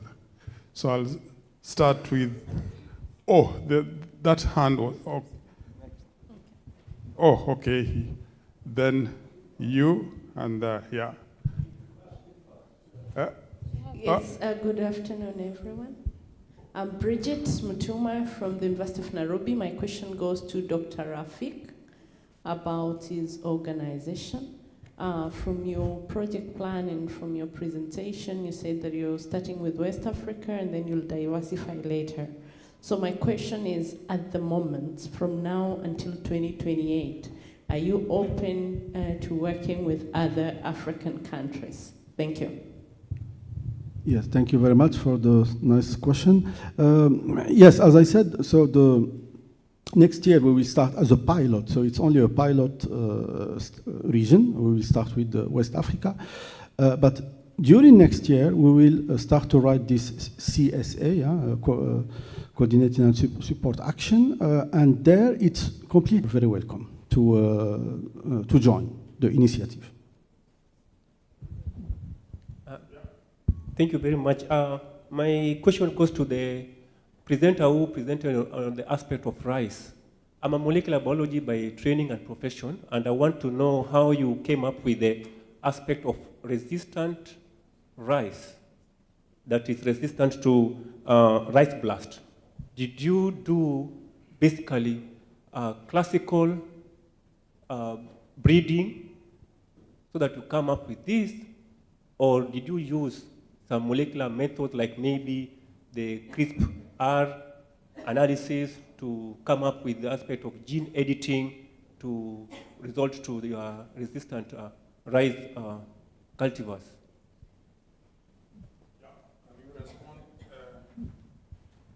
Yeah, thanks a lot. I think you are ahead of me when you talk about resistant cultivars. We have just started developing resistant cultivars to rice blast. And we are using both classical and genomic approaches. The classical being, we do the screening, the phenotyping, in both the screen house and in the field. We identify those accessions that are resistant to a diversity of strains. And then we make classical or conventional breeding by crossing the resistant ones and the elite cultivars. The elite, I mean those which are highly, those which are high yielding, which are desired by farmers, but they are susceptible. So we started by improving the cultivars in Côte d'Ivoire, but we will scale this out to other countries. So currently what we are doing is building what we call bridge lines that will harbor the genes of resistance and that have a high compatibility with most of the varieties that are grown by farmers. So once we concentrate all what we call pyramid or cluster those genes into bridge lines, it will be easy if, for example, a breeder from Kenya wants those lines, he can take them and use them for making crosses with the local varieties in Kenya. So it's basically an aspect of plant breeding. Yeah, but what we are doing is we are combining with genomics, and if you look at the literature, most of the sequenced genomes that are available in the databases. Just a minute, let me just start. Most of the sequenced genomes in the databases are from the Asian rice. And now we are constituting the African rice genome, which we want it to be highly rich and a genome that is representative enough as a reference genome for all African species of rice. Hello. My question is for, I'm variable. My question is for Dr. Edem. So you talked about the oyster as an aspect of your work, rearing and releasing back into the wild.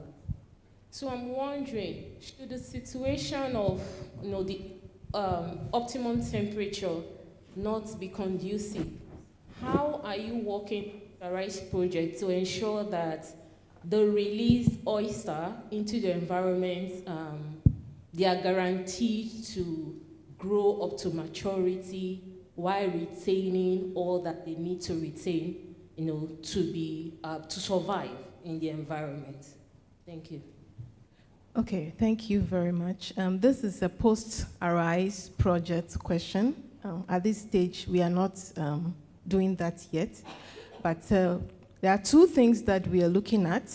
The first one is to be able to breed seeds of oysters that are climate resistant, which means that we are going to do some genetic editing and all that to come out with seeds that can stand increasing temperatures, pH, and all that. But that is advanced. Now, what we need to think about is there are two stages of the oysters. We have the pre-settlement, where they are just larvae, they are babies, so they don't have any shell, and they are trying to build the shell. And so that is the stage that we are trying to bring to the lab, grow them up to the stage where they have been able to put on some shell, and then we introduce them into the environment. At that point, they should be able to cope to some extent, rather than just having them reproduce in the wild where conditions are not good and these larvae have to really struggle to start putting on the initial shells. Thank you. Hi, this is Sidi here, Sidi Ba. My question is for Abdallah. So, Abdallah. Yes. We know that the Sahel region is one of the most affected by climate change. So my question is very simple. Do you expect the Lake Chad to shrink more in the coming years, or do you think it's stabilized or it might recharge more? Thank you. I monitoring in relationship in Lake Chad, surface water and groundwater. Okay?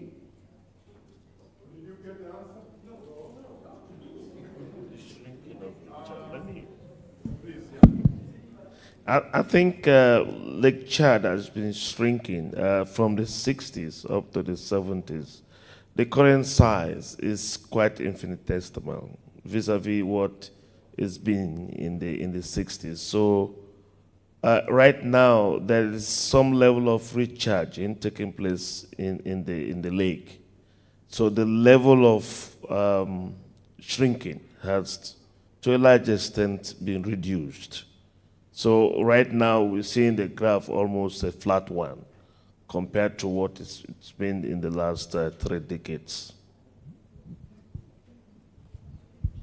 So he asked, as you go into the future, is it going to expand? Yes, expand and this in rainfall and abundance and rain recharge, yes. Recharge in aquifer.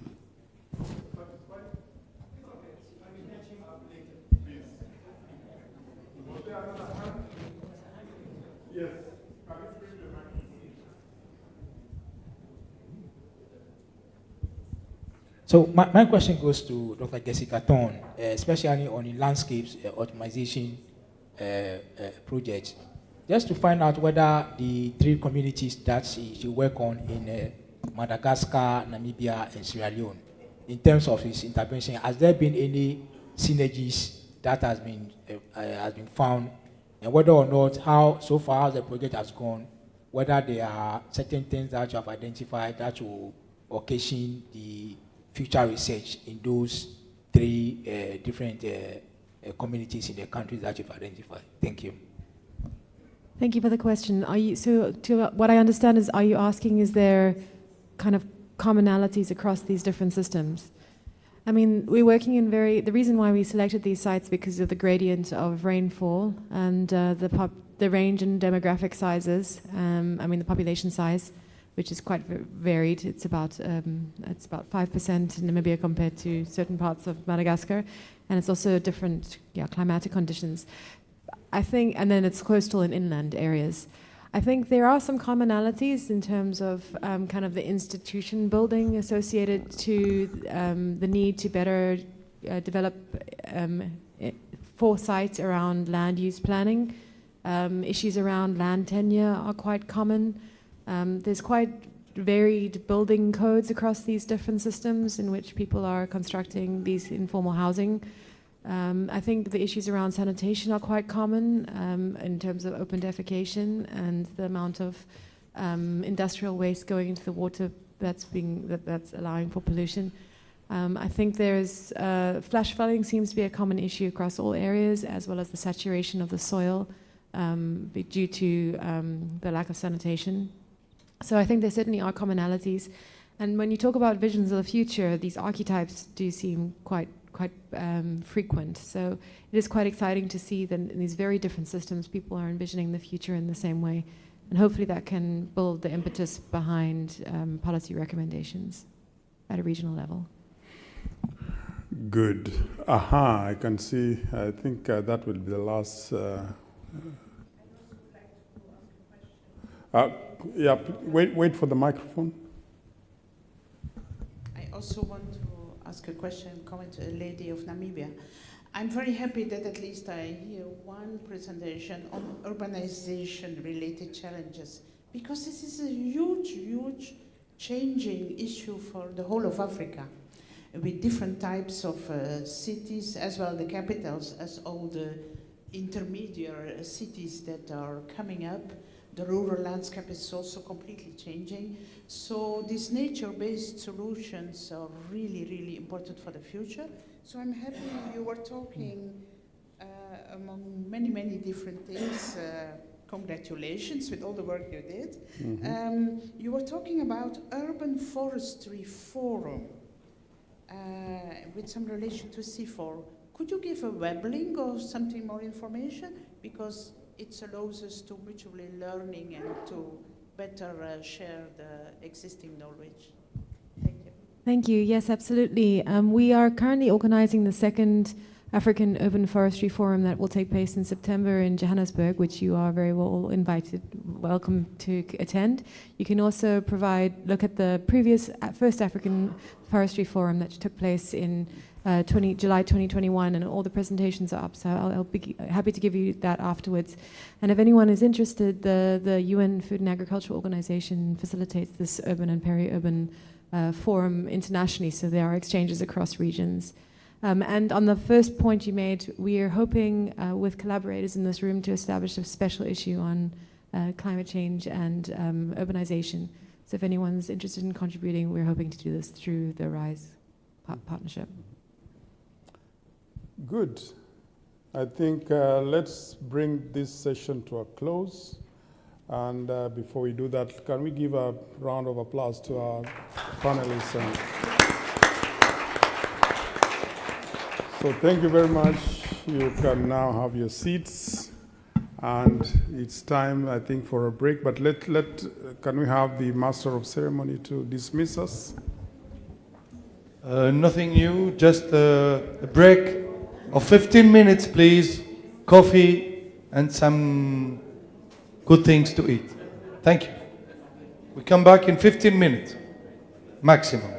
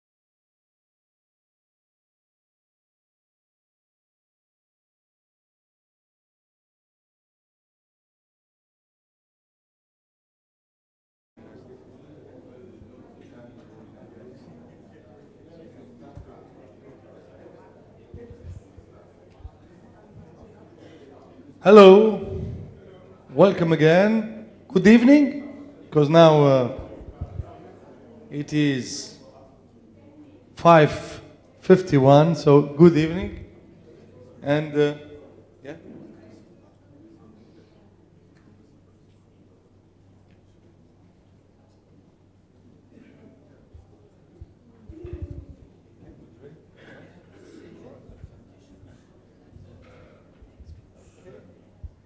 Okay, so the innovation of this session that the moderator will be online. So we will have a virtual moderation, and please welcome Professor Chris Nwani from the University of Nigeria, Nsukka, from Nigeria. He is online. You can applaud him. Thank you. Thank you. Applause here. Excuse me. Yeah. Excuse me. Yeah. So, welcome, Professor Chris Nwani. How are you? I'm fine, from Nigeria. Greetings. Thank you. Thank you. So, I present and I invite to the floor the presenters. The first presenter is Dr. Ahmed Amara Konate from the Higher Institute of Mines and Geology of Bokeh, Guinea. Welcome, Dr. Ahmed Amara Konate. Yeah, big applause. Thank you very much.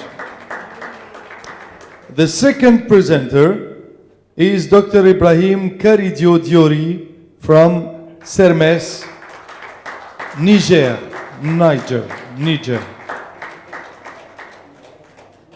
Thank you. Welcome. The third presenter is Dr. Margaret Ainyu from Naro, Uganda. Is she here? Dr. Margaret, is she here? I don't think so. I hear to the applause, but I see nobody. Online too. Okay. The fourth presenter is Dr. Valera Lucena Diaz from the Universidade Eduardo Mondlane, Mozambique. Welcome, Dr. Valera Lucena Diaz. Next, Dr. Grace G.L. Panzu from Marian Ngouabi University, Republic of Congo. République du Congo.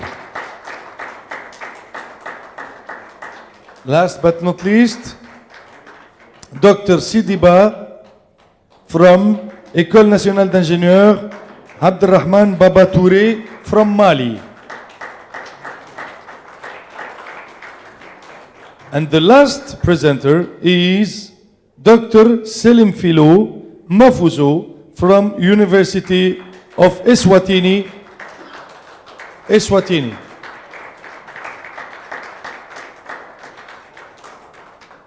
Eswatini is a country? Because the last word is Eswatini. I was waiting for a country. There is a country? Ah, excuse me. I didn't know. Okay. So, welcome to you. And I let the microphone to our moderator from Nigeria. Thank you very much. Because the time is fast spent, we will not waste time. We just, I think Dr. Obed Ogaga is there. Obed, I hope you are here also. Because of the keys, you are one of the keynote speakers on how to transform Africa's food system. I don't know whether Obed is going to present or will go directly to the Arise. I wanted to go directly, but now you've called me. And I'm presenting on behalf of Professor Liz, Professor Peggy, Jessica is here as well. So this is a small summary of the work we did in the Adaptation Futures Conference in Montreal a few months ago, and we put together the key messages and published a paper just a few months ago, wanted to highlight for the benefit of those that were not with us in Montreal. And this time around, I promise less than 5 minutes. Thank you very much. So the title of my presentation is really about how to transform Africa's food system, aware that food security and agriculture are priority for the continent as we try to feed ourselves, but also move towards green transition and sustainable livelihoods and communities. So, like I said, it's a summary of the publication that was done a few months ago, and this is on behalf of my colleagues that are in the room. They are the ones who will be answering all the questions. Mine is just to present. Okay.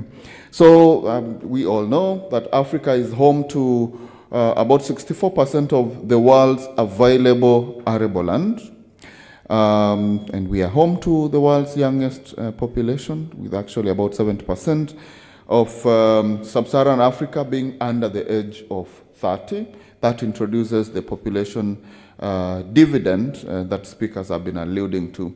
And we need to plan on terms of how we can tap into this and grow our economy. Yet, the number of undernourished people in Africa is rising. In fact, the latest statistic from the state of food security and nutrition in the world in 2022 indicated that we are doing worse. We are going to the negative. Yet with all this potential, we can actually turn our fortunes around and become a food secure continent, even as we feed the world. And so we convened a meeting in Montreal last October to convene a session around discussing issues around food security and food system transformation in Africa. And we had about 7 of ARISE grantees, those that are working in the nexus of food security, climate change, making presentations, as well as a panel discussion that was held in Montreal. And like I mentioned earlier, this is the culmination of that discussion is what resulted in this paper that whose highlights I'll be presenting. So we propose 5 pathways through which Africa can begin to transform its food systems. The first of which is that we need to develop food systems on urban fringes using urban or green infrastructure. So we are the fastest urbanizing continent in the world. And, there's a general discussion that 50% of the cities of the future, as soon as 2050, have not been developed yet. So even as we move towards that urban development, we need to integrate urban agriculture so that we can also begin to feed the people that are moving into these urban areas by 2050. And for that to happen, there's need for us to revamp urban agroforestry policy and practices so that we have enabling frameworks and an environment for this urban agriculture and to thrive.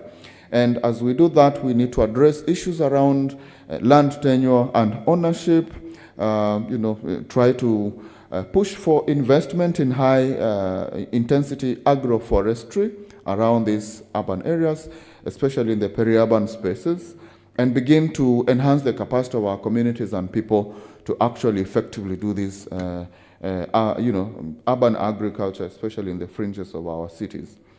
The third pathway will be around reforms in the land use policies in general.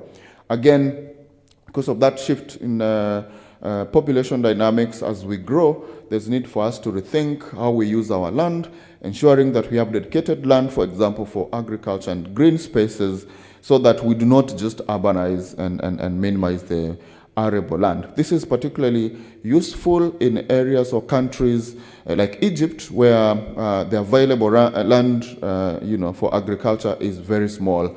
And so if we don't manage the population growth, we may minimize or diminish the small available arable land. Issues around land tenure are also very critical as we move forward. And we also need to invest in technology, research, and innovation, as you heard from our presenters, throughout yesterday and today, and I'm not going to belabor the point. And then lastly, we need to reduce inequalities and enhance inclusive adaptive capacity, so that even as we try to push for research, for development, we need to make sure that we don't leave anyone behind. We need to make sure that we build the capacities across communities and locations so that we are all contributing to the common goal. And among these things is minimizing disparities in gendered roles. There are parts of this continent where particular segments of the population do not have access or cannot even own land. So we need to rethink how we work with these communities to begin to minimize these inequalities so that we have adaptive capacity, but also we build, enhance the resilience of our communities, especially in the context of a changing climate that we are facing today. And if we do this, ladies and gentlemen, we think that we can begin to transform Africa into becoming a food secure continent and shift that narrative from Africa being a primary food importer to a net exporter, even as we feed the rest of the world. So again, I want to thank colleagues and acknowledge the contribution of colleagues, Dr. Peggy, Professor Liz Kosten, Jessica Thorne, the grantees that participated in that meeting in Montreal, and of course the support from the EU and colleagues and other partners through ARISE, whose support made this publication possible. Thank you very much and enjoy the rest of the presentations. Thank you, Dr. Odega. We like your presentation. Among that 5 pathways, the one that interests me most is that urban agriculture. And of course, we are working on aquaponics. Is one of the things that we are doing that incorporate both fish, growing of fish and growing of crops simultaneously. That is aquaponics. Even you in a small area, you can also do something urban agriculture. So we thank you very much. We now call on the first presenter, Dr. Ahmed Amana Kanote, to present his work. Konate. Yes.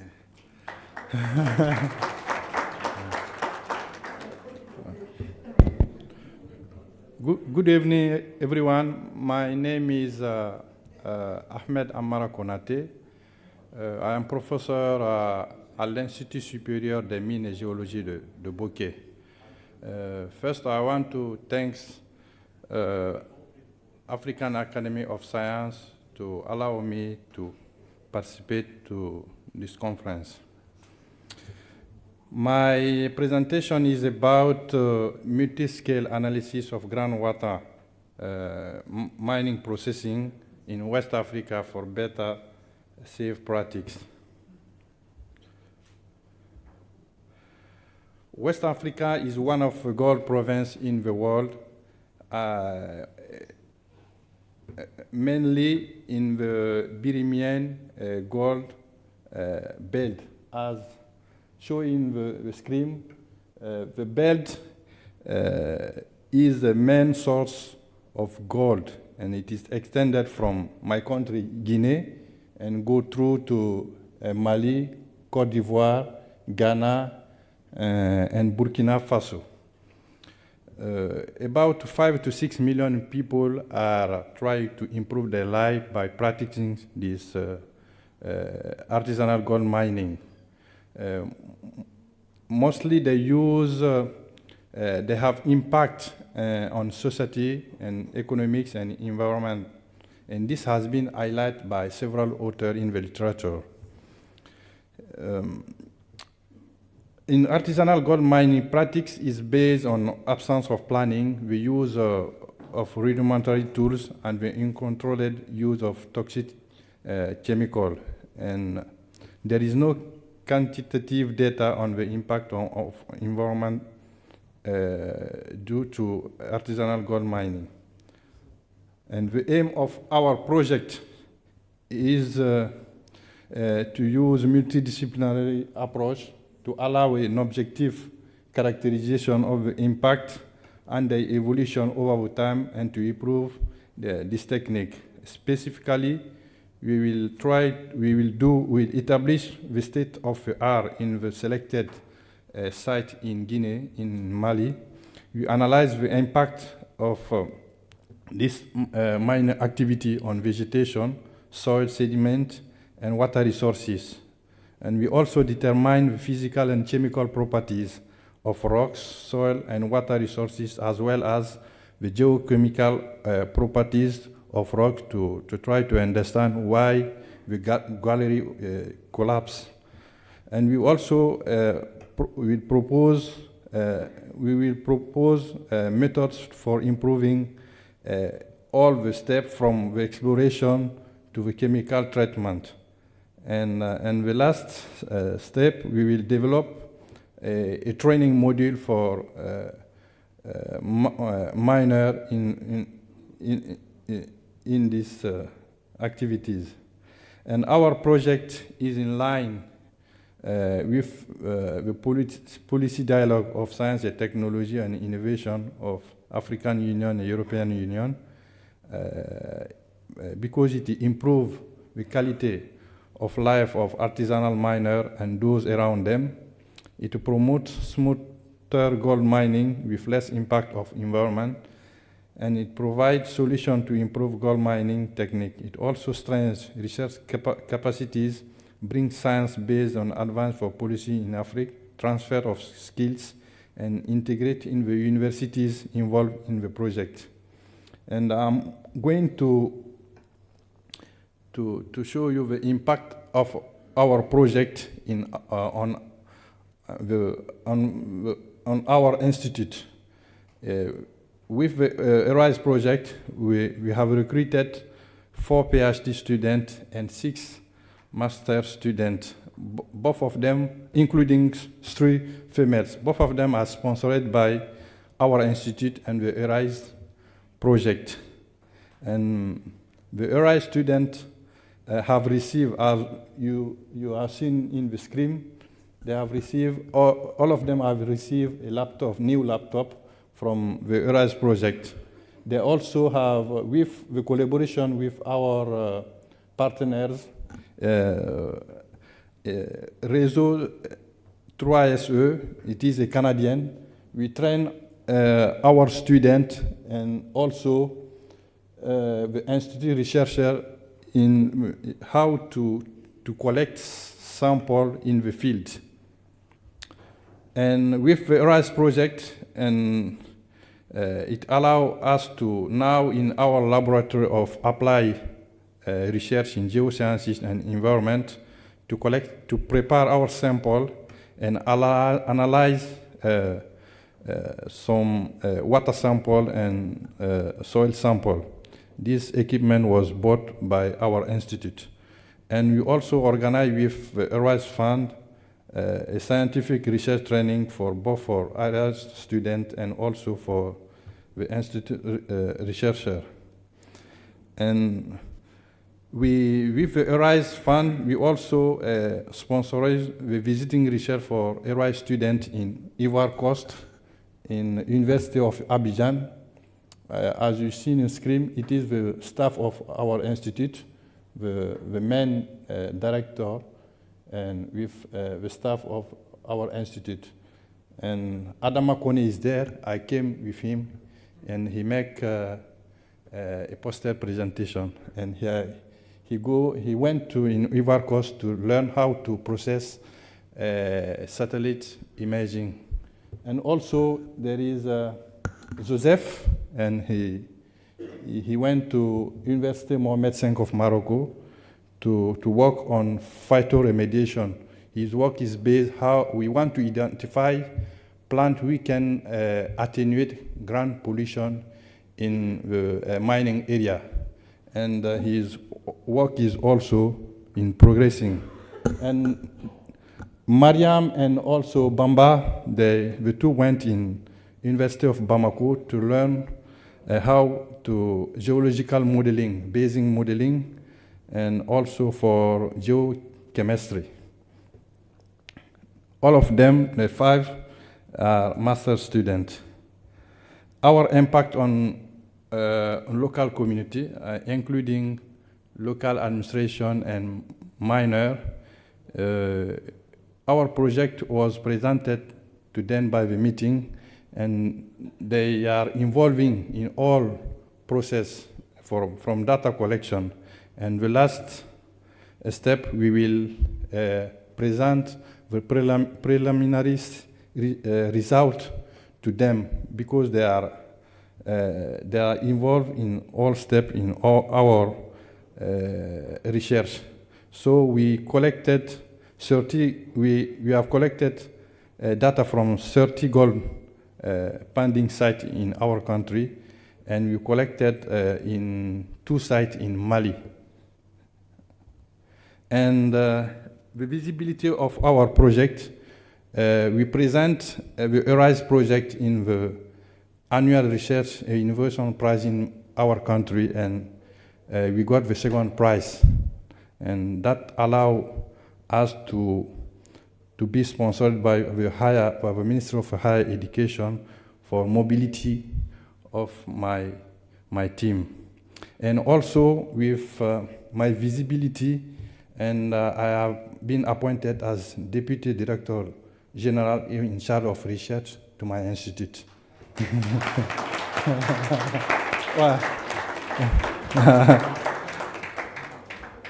And the impact of a project on regional and international level, in our staff, we have 2 master students from Mali. These 2 female, Mariam Treou and Guinab Sangare. And Mariam Treou, with his subject, we apply for a funding from the gestion durable des zones humides et des inondations pour le renforcement de la sécurité alimentaire. This grant is financed by the EAE and the European Union. And also, all samples collected from Mali with research collaboration, we analyzed in the Université des Sciences et Technologies of Bamako. And in terms of research collaboration, we are in network with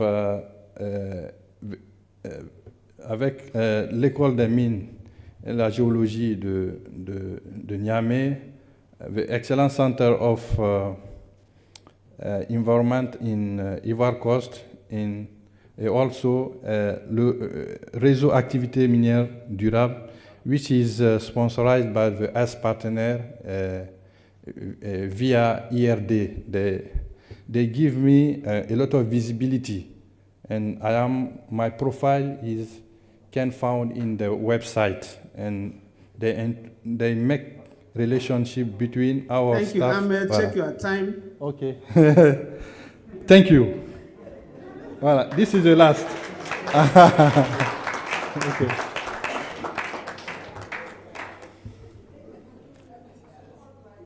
Okay. Very much. We now call on Dr. Ibrahim Karidio Diori. Ibrahim Karidio Diori. Make your presentation. Thank you very much.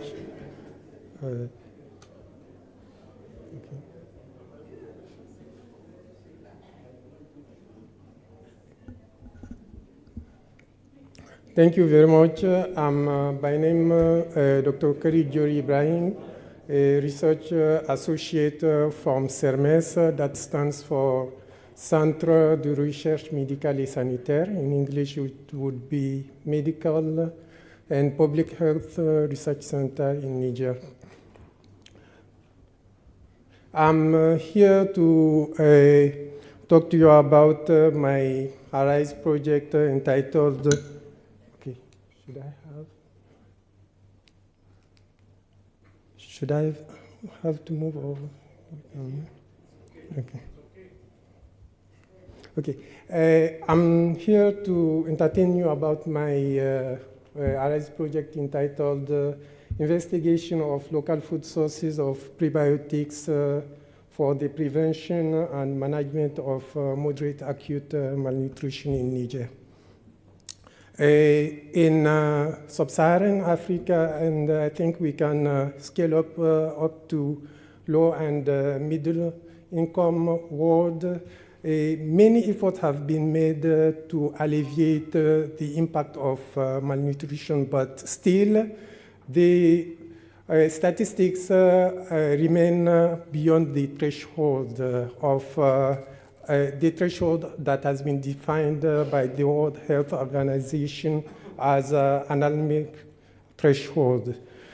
So when it comes to Niger, and basically talking about sub-Saharan Africa, basically the factors that are in favor of such situation could be cited as being among conflicts, insecurity, poor infrastructures, non-mechanization of the agriculture, and climate change that has a very high impact. So when it comes to Niger, since we are talking about Niger, Niger is one of the 3 landlocked countries of the West African region. The 2 others are Mali and Burkina Faso.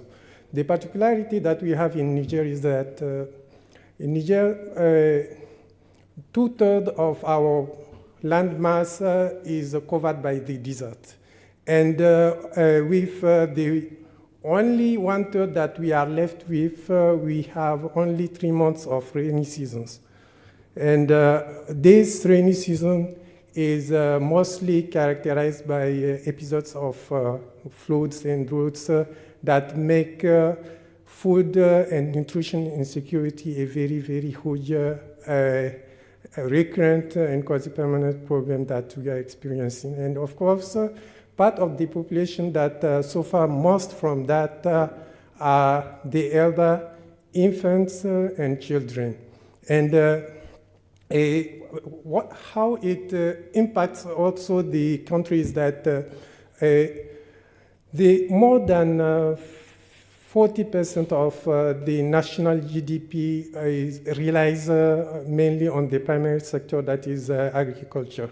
So making that food insecurity again and nutrition insecurity is a very huge problem. But this will not be only the only factor we need to talk about because of it's not only the food availability that makes infants and children to be predisposed to this malnutrition, because although food is a single and one of the most prominent factors to predispose to malnutrition, we have still some factors that are related to the mother herself. To factors like the knowledge of the mother about the benefit of exclusive breastfeeding, the availability of the mother for feeding properly the infant, the accessibility, affordability, and even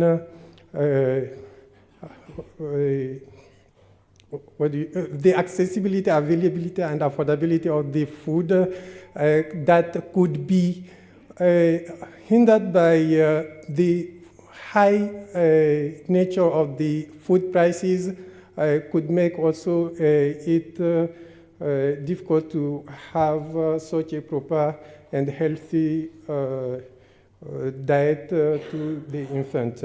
And the delivery places that the child used to come into the world could also be used as a factor that could have a predisposing factor to malnutrition. So we are facing some basic challenges that are making moderate acute malnutrition a very, very, very huge problem, a very huge public health problem that is recurrent, and you can find it all over the country.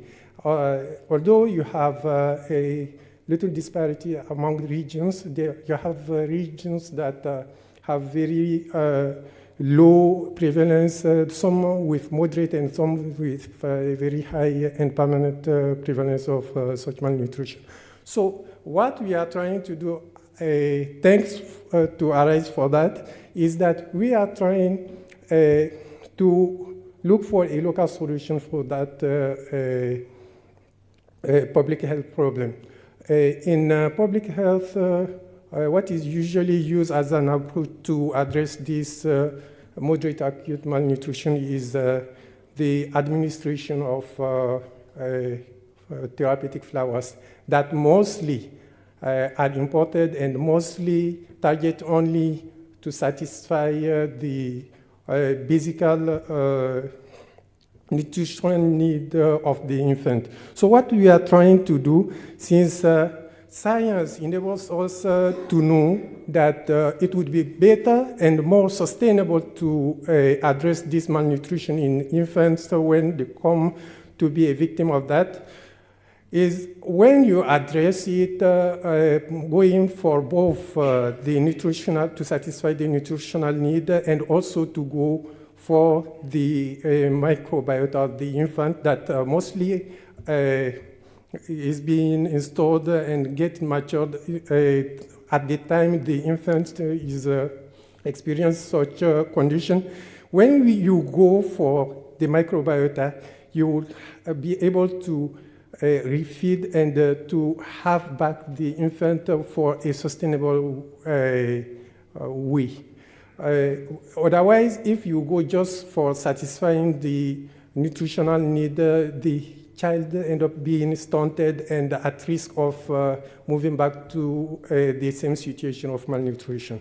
So we are trying through the ARISE project to address such problem with locally made therapeutic flours and dehydrated soup that are rich or are enriched in prebiotics that will help us to address this problem in the infant from the both of the sides. So for that, we have basically 5 work packages, and the first of which is what we want to use to go into the villages, to go to the population to see what traditionally they use as means to prevent and to manage malnutrition if it occurs, traditionally how they do. And we kind of try to take such a solution and bring it into lab to see whether it's scientifically correct that it could help or it needs some amelioration that we will take back to the population. And as a third phase, we want to use such a, okay. Sorry, I'm running out of the time. So I will just move on to maybe say straight what we have already been able to do. Sorry. What we have been able to do is that we have been already able to implement the first work package. That's we've used community-specific design, qualitative design, in-depth and semi-structured interviews focusing on group discussion to go through 3 regions of Niger. That's a region with high prevalence of malnutrition, moderate prevalence of malnutrition, and a region with a very low prevalence of malnutrition. To see, to ask them, to ask those mothers, those caregivers, those grandmothers, what is used traditionally. Ibrahim, check, your time is almost up. So okay, I will just need maybe 1 to 2 minutes to run up with this. I have just 2 work packages that I've already been able to implement, and I will just talk about them and I conclude. Thank you for your. For this, okay, so, oh. Okay. Then thank you very much, thank you. Thank you. I just want to add that how you can observe that I'm excited in presenting such valuable work is because of ARISE has done a very amazing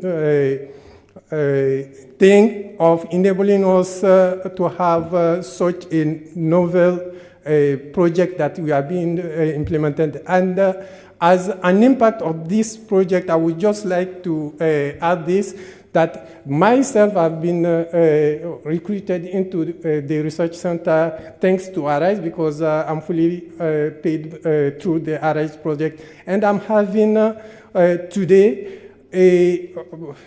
maybe I can just show this picture. I'm having today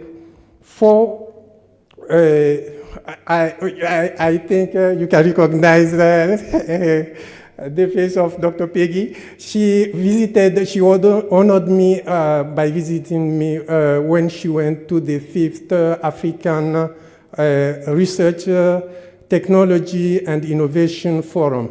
And that time she met me in my lab, a lab that has been created for me, has been ARISE fellow, fully funded by ARISE. And I'm having, you can see at that time the team I had, and today for just 2 years after the creation, I have 4 PhD students. 2 are fully funded by ARISE. 1 is fully funded by another project that is funded by Pierre Fabre Foundation. And I have 4 master students that today are part of my team. Without saying much further, since I've already gone beyond the time allowed, I will just say thank you to ARISE, thank you to the AU-EU Commission, and thank you for you all for your attention. Thank you. Thank you. Thank you. Okay, we may invite Dr. Margaret from Uganda. Margaret Anyu, Naro, Uganda. Margaret, present your work. Good evening to you. Thank you. Can you hear me?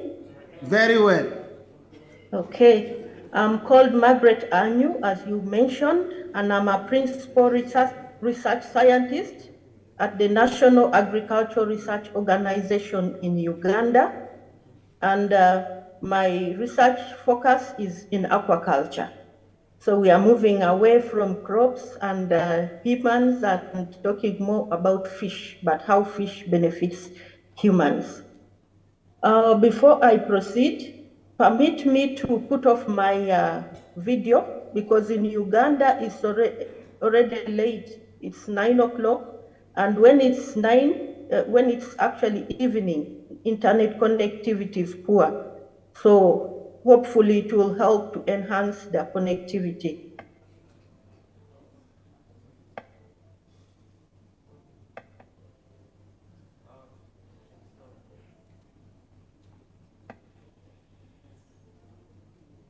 Okay, can you see what I'm sharing? Yes, continue. Okay. So I would like to appreciate so much the privilege that ARISE has given me to give highlights about the project that I'm implementing, and also receive feedback to help enhance the work that we are doing. So my project is about adopting multidisciplinary approaches in genetic improvements, nutritional enhancement, and climate change adaptation for improved production of Nile tilapia in Uganda. I'll give a brief background. The government of Uganda has projected a need to produce up to 1 million tons of fish from aquaculture in order to meet the domestic demand, which is arising from increasing human population, which is growing at a rate of at least 3% annually, but also there is increasing foreign exchange from exports of fish. So government has projected to the need to produce that volume of fish from aquaculture, but presently we are able to produce up to 130,000 tons annually, and yet by 2030, we are expected to produce at least 1 million tons of fish. But there are some key bottlenecks towards sustainable aquaculture development and its potential to address hunger and malnutrition in Uganda. And some of these key bottlenecks are poor quality fish seed, and also there is limited commercially competitive feed to enable enhancement of aquaculture productivity and profitability. And these two challenges are compounded by climate change effects, which I will talk about later. And also we have inadequate skilled human resource in the area of aquaculture. And while these challenges are interconnected, previous studies have addressed them independently and have yielded minimum success. I would like to point out a little about the climate change aspect and particularly the water temperature. So as the atmospheric temperature is increasing, also the water temperature is increasing. And in Uganda, the major lakes in Uganda have experienced this increase, and by 2012, the upper limit of the water temperature was 27 degrees, and by 2020, it had increased to 29 degrees. And important to note here is that tilapia has its optimal temperature range for maximizing its growth, good health, and reproduction. And we are already at it. As I mentioned, the maximum limit is 29 degrees. And yet the temperatures are expected to continue increasing. So as temperatures continue increasing beyond 29 degrees, we are going to face challenges with the performance of Nile tilapia, which happens to be the main aquaculture species in Uganda. So selective breeding for fast growth and temperature resilient Nile tilapia, which are adapted to elevated temperatures, as well as the production of commercially competitive and environmentally safe feeds and feeding regimes, are the novelty of the project that I am implementing.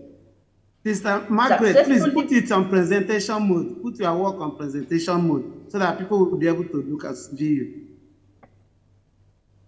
Thank you. Okay.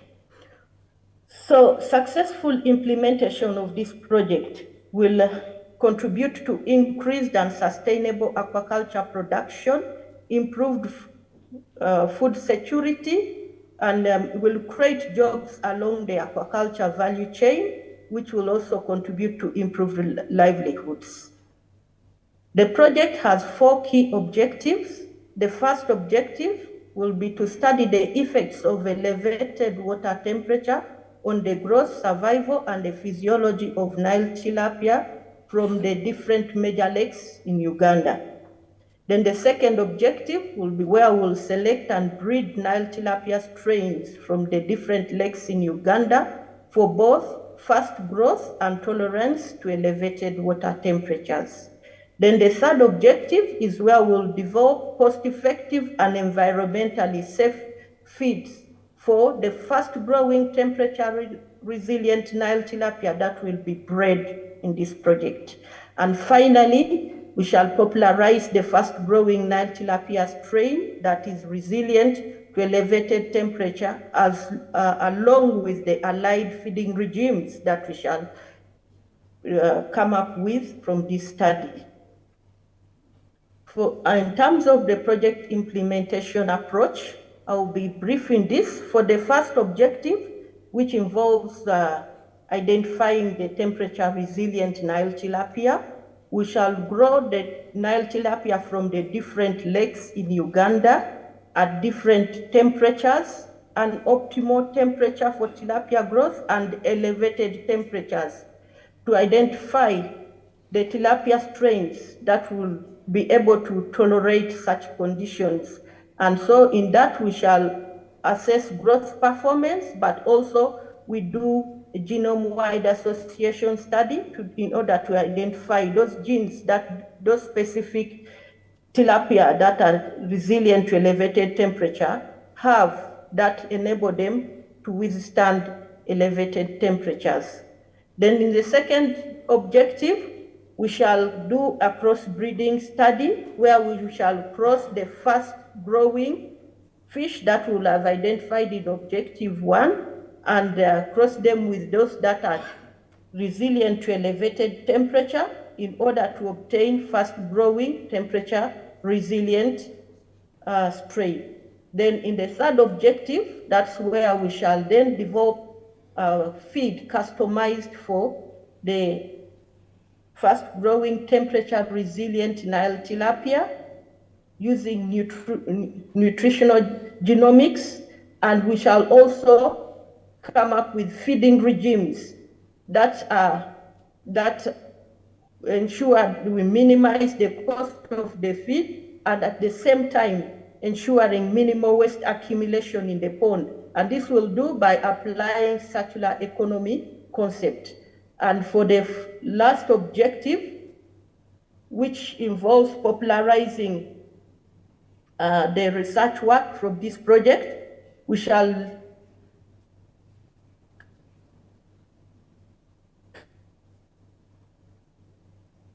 do this by conducting our studies in a farmer researcher participation. We shall involve the farmers and other key stakeholders, and then we shall further disseminate. Why we do this is to make them appreciate the outputs from the project and so enhance the adoption of the results from this project. And to further disseminate these research findings, we shall use various approaches tailored for different kinds of stakeholders. So this project, we started implementing it in November 2022. So it's about 1.5 years down the road. Just like other ARISE students, fellows, we also have 2 PhD students on this project. And at the moment we have 3 MSc students enrolled. Here you can see a picture of one of the PhD students on a boat collecting the live fish from the lake to take it for the breeding experiment. And here we can see one of the MSc students. She was doing her lab work at Rhodes University. These students are supported by 6 senior scientists from academia, research, and research institutions. From academia, we have Lilongwe University, Makerere University, and the University of Stirling in UK. The progress we have made so far. We had to begin some preliminary work in order to first understand what is the genetic structure of the Nile tilapia from the different major water bodies in Uganda. So here you have one lake, Albert, another one is here, Kyoga, we have Lake Victoria, we have Edward and George system here. So we Margaret, your time is gone.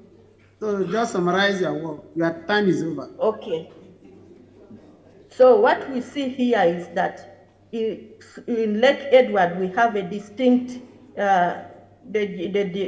we have a distinct group in terms of the genotype, and in Albert here we see that it is quite similar to Kyoga and Victoria, and this information guided us on where to collect broodstock to use in our selective breeding program. We also went ahead to identify which of these strains has a high genetic diversity, and so we see Albert and Edward here have high genetic diversity, and even Victoria here in terms of the number of alleles. So we have picked on these lakes for our breeding program. Besides the lakes, we also have gone ahead to see, but for what is farmed right now, what is the genotype of those fish? So we have picked fish from different farms within the lake basins to see whether whatever people are farming close to these lake basins is similar to what is within the wild itself. And Thank you, Margaret. Thank you, Margaret. If you give me just one minute. We have identified one haplotype here, which is common among the farms. So when we are doing our selective breeding programs, we compare the performance of this currently farmed fish strain that we have identified and what we are going to improve beyond what is currently farmed. So we have an MSc student who is writing a thesis so far, and then I also have the selective breeding program. The fish to use in the breeding program is already growing. We also have the experiment where we are determining the effect of elevated water temperatures. You can see the setup here. And to enhance our breeding plan better, we have a benchmarking visit to the World Fish Center, where we intend to integrate the genomic tools that they use to develop the gift tilapia into our breeding plan. I would like to thank very much the European Union for funding this project and AAS for supporting implementation of this project. Sometimes we are sending them tough questions, and they have been very kind to support us still, despite the challenges they could also be facing. So I would like to applaud Dr. Obed and the team, and I also thank my host institution and all the collaborators. Thank you, Margaret. Thank you, thank you, thank you. Thank you for the fine presentation. So we now move to Dr. Can you man the stage? Dr. Valera, can you man the stage for your presentation? Yes. Okay, thank you. Thank you very much. My name is Valera Dias. I am an assistant professor at Eduardo Mondlane University in Mozambique. First of all, I would like to thank the African Academy of Science to bring a rice to us and to have the opportunity to show our work. I would like also to thank the European Union for funding this project and the African Union to support us.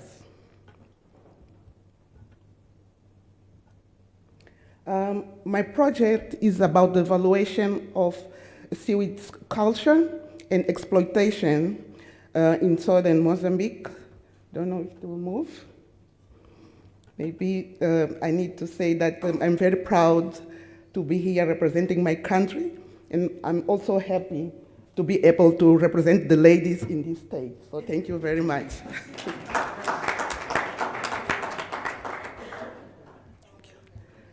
This is the content of my presentation. I'll start to talk a little bit about my project. The majority of the community in Mozambique is in the coastal area, and they rely in the natural resources. And some of these resources are overexploited, but other are not being used, and some of them are the marine resources, the seaweeds. So seaweeds are important resources that can benefit the community. However, there is a little information, local and scientific information about the seaweeds or how the community can use the seaweeds, especially the red seaweeds, euchemoids. So with this opportunity, we intend to produce a strong scientific knowledge about the cultivation and processing of two species of seaweeds, which is Cappaficus and Eucheuma, which are species that have been cultured in different countries, even close to Mozambique, but not in the southern of Mozambique. So in this project, we propose to have some outcomes.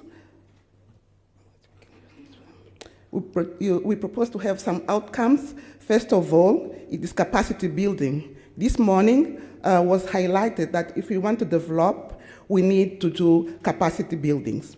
So in this project, we have 4 PhD, and 2 PhD and 4 master's degrees, and all of them already started. We also pretend to optimize some protocols related to seaweed production, and we also already started, and we are almost in 80%. We pretend to create small mariculture system for the communities. We want also to produce scientific publications and participate in scientific events and cooperate with our partners. We want also to produce based products from seaweeds, for example, for fish feed, human feed, and also the seaweeds are important because they can be absorb the carbon dioxide in the environment. So today, I will not be able to bring everything that I've been doing in my project, but I select 3 of them, which is capacity building, the scientific event that we've been attending, and the visibility and community engagement. So in this picture, I'm just showing that we have the seaweeds in the beginning, but we already have some results. Here, I am presenting a work that I've been doing by 2 of my master students. They went to Iñaka Island, which is an island in the south part of Mozambique, that most part of the community relies in the natural resources.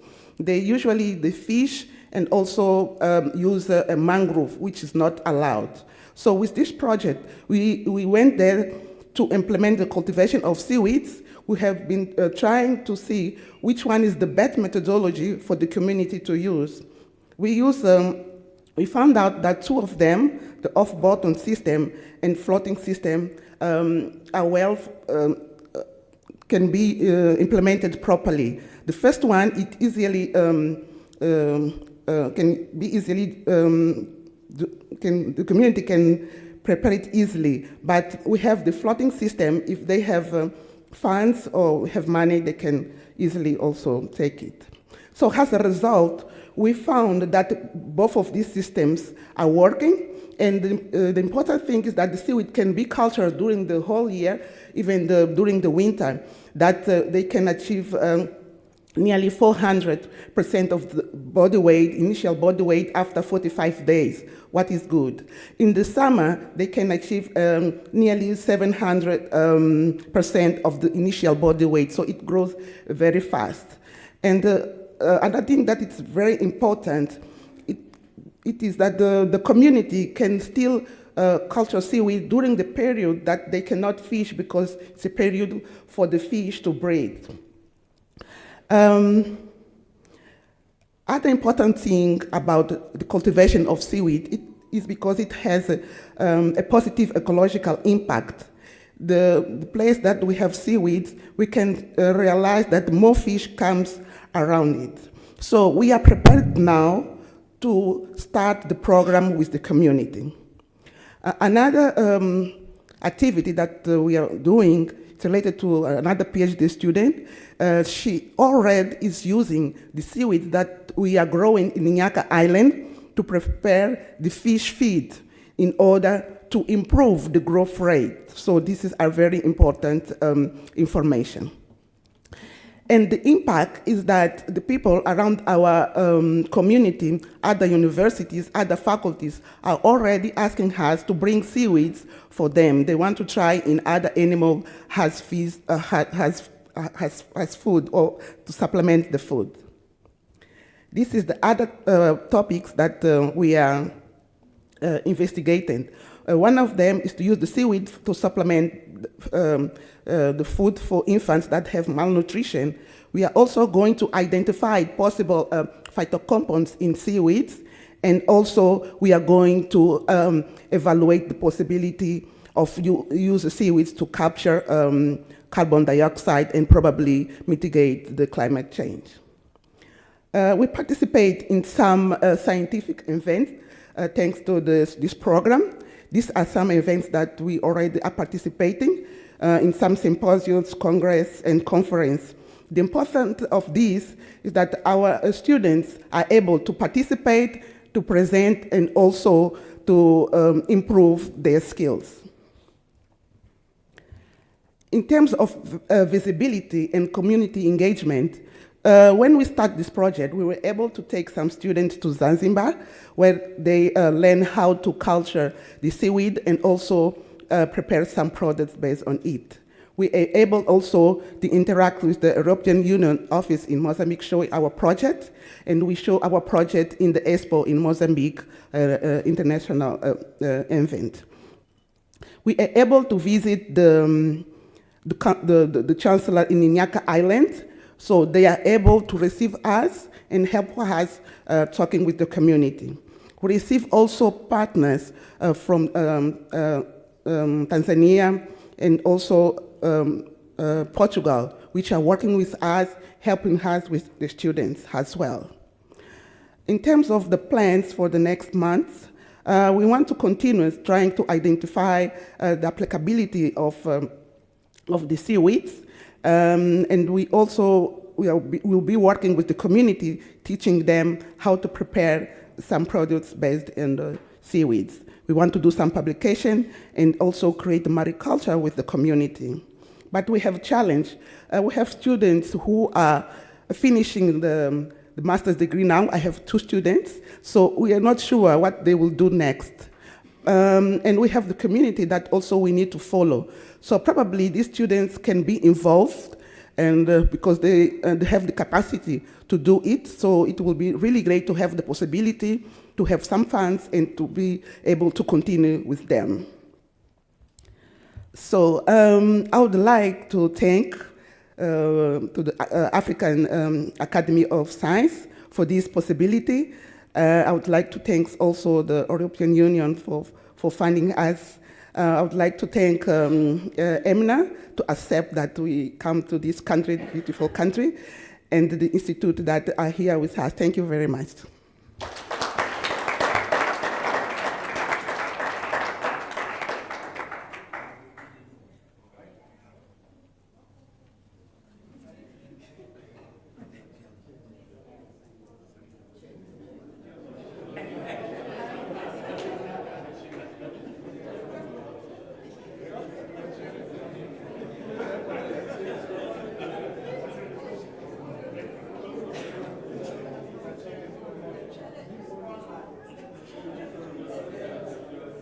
So we want to call the second person, the next person, Dr. Grace Panzua. Dr. Grace.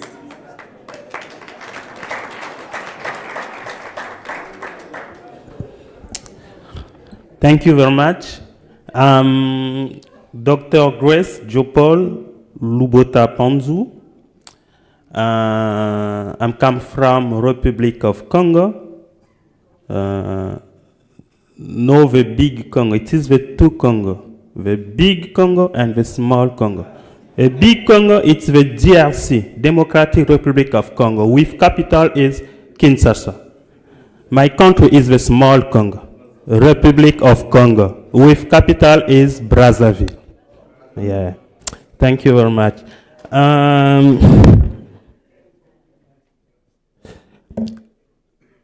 I'm assistant professor at the Denis Sassou Nguesso University and Mariam Ngouabi University. My study area is global ecology for global change. I'm forest ecologist. Today I present you my ARIS project about quantify impacts of human-induced disturbance on biodiversity, ecosystem functioning relationships in Central Africa.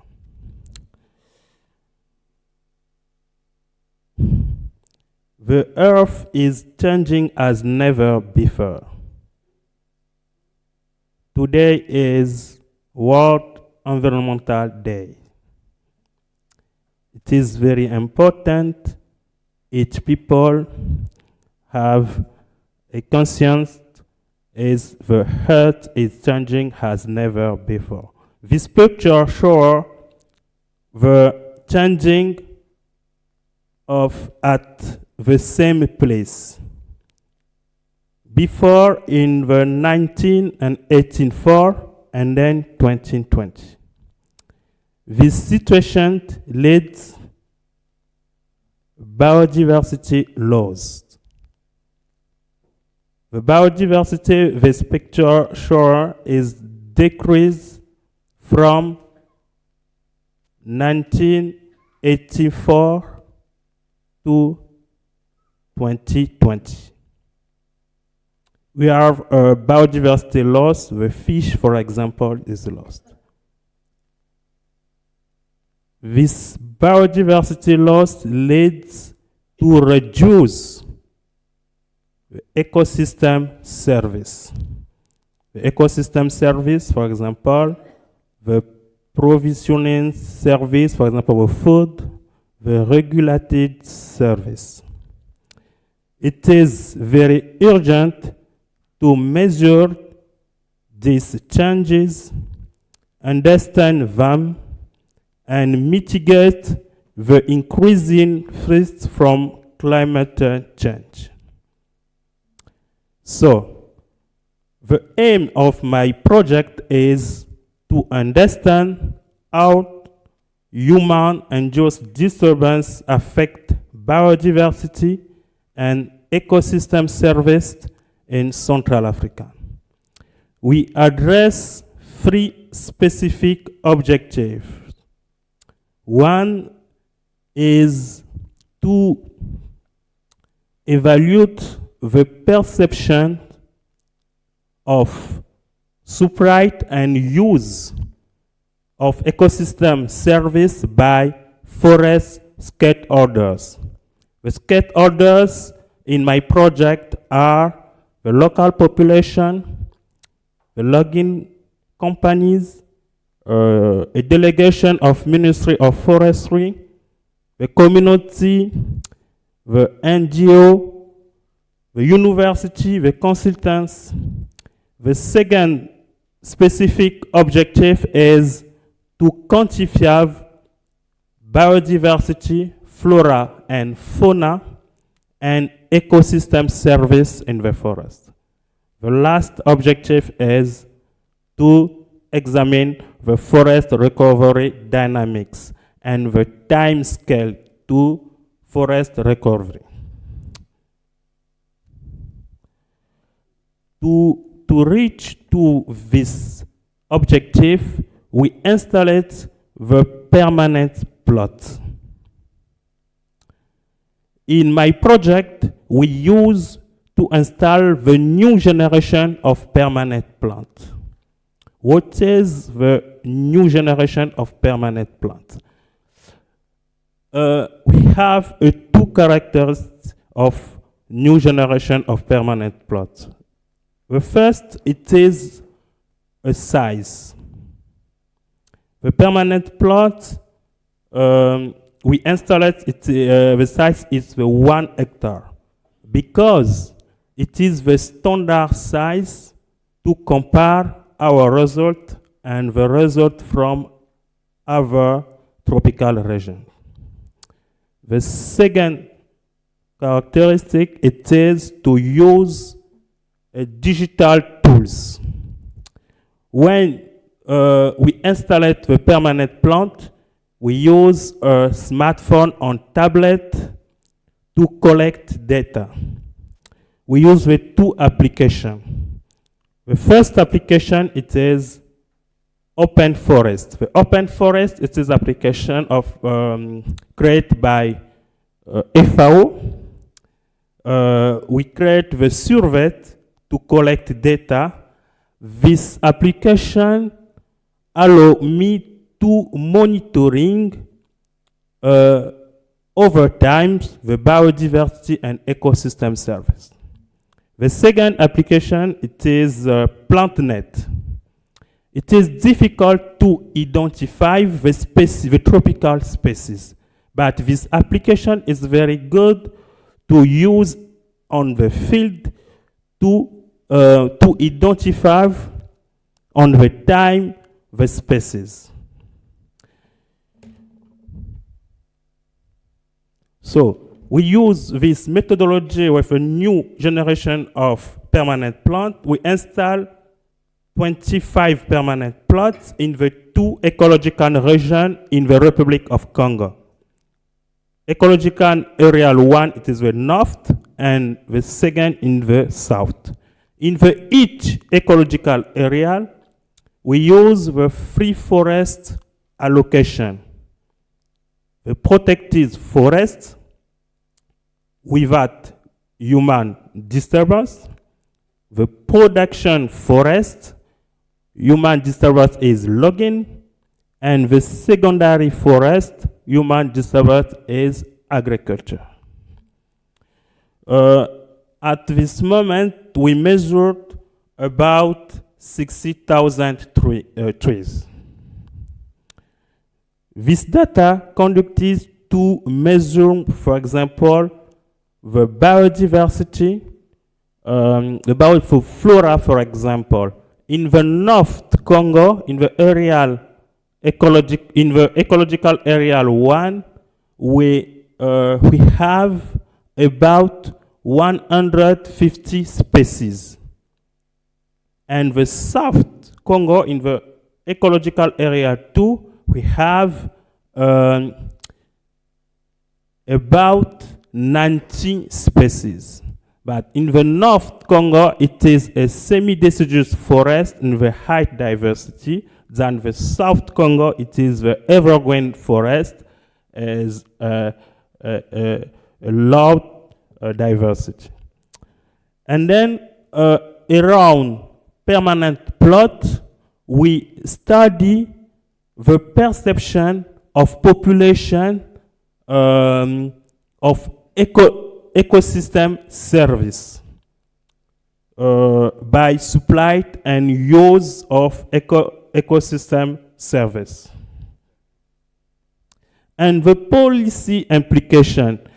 This result contribute to conceptual framework developing by the Intergovernmental Platform on Biodiversity and Ecosystem Service at the 2 levels. The first level, it is at the spatial scale, the local to the global. For example, in the nature, we have a biodiversity and ecosystem to contribute to the good quality of life. And the second level, it is over time. The result to contribute to stop or to reduce the deforestation and the degradation. This project contributes on the capacity for science, the green transition, and the technology and innovation. So, today is the World Environmental Day. The slogan is our land, our future. We are generation restoration. Thank you very much for your attention. Thank you very much for your presentation. Very, very sharp. So we now call Dr. Sadi to do his presentation. Yes. Okay, good evening, everyone. Thank you for staying despite being tired and probably sleepy also. So I'm an associate professor at the National School of Engineers in Bamako, Mali. And I'm happy to be with you this evening and present my project. So the topic of the talk tonight, this evening, is going to be about enzyme as nature-based solution to reduce antibiotics and antimicrobial resistance in the environment. So the NZREP project through the ARISE grant is enzymatic biotechnology for nature-based remediation of environmental pollution. So we are looking at different kind of micropollutant, especially pharmaceuticals that you can find in wastewater that are being released at a very concerning rate to the environment. So, and when it comes to the pharmaceuticals, antibiotics are one of the main concerns because antibiotics lead to antimicrobial resistance. And this has two toll on human being, because it is estimated that more than 700,000 deaths annually are related to antimicrobial resistance. Actually, before coming, I was looking at the World Health Organization website. The number is about 5 million per year of deaths related to antimicrobial resistance, which is generated because of the antibiotic that are being released and other antimicrobial that are being released into the environment. So, and then they project that by 2050, about a 60% increase in the concentration of those antibiotics that are being released in the environment. This is a great public health concern to all of us. And most of those antibiotics are found in rivers, which are also the main source for drinking water. And we know that some of these antibiotics are not removed by the conventional treatment system for drinking water production. So nature-based solution, you already have heard about it today a lot. So are the way forward because it has environmental, societal, and economic benefits. So, and we, in this project, we are using enzyme as a nature-based solution to deal with micropollutant, especially the antibiotics. So, the problem with enzyme, especially free enzymes, they are very soluble, and then when they are in solution, it's difficult to recover them. It's almost impossible to recover them when it's to treat wastewater. So what do we do is we immobilize them, and there are generally 3 approaches to that. You can either bind them into a supporting material, a carrier, or you entrap them, and I think my friend Gift is doing that. You can entrap them into some material, and you can also cross-link them. And we, as engineers, we like to cross-link them because whether you entrap them into polymeric material or you bind them to a supporting material, then you have a huge mass of non-biocatalytic material that add to your reactor. You don't want that. That's why we, as engineers, for water processing, we want to use them by cross-linking them. So first, in this project, we started by working on with 5 hospitals in Bamako, which is the capital city of Mali, and which is crossed by the Niger River, which is the largest river in West Africa and part of Central Africa, and actually is the 3rd largest river in Africa as well. So what we find out that is from these 5 main hospitals in Bamako, which is about 3 million people, most of the hospitals don't treat well the wastewater. So the wastewater ended up being drained into the Niger River. So you can imagine what is the cocktail of drugs that you can find in that wastewater that is being drained to the Niger River. And this is not a situation particular to Mali. It's all over the Niger River, from Guinea all the way to Nigeria. I have been fortunate to work with UNIDO and UNESCO on a project that was addressing the water pollution issue related to industries. So we know that in all the 9 river basin, riverine countries of the Niger Basin, the situation are pretty much the same. So we were able to map, to see the pathways of the flow from the hospitals to the discharging point into the Niger River.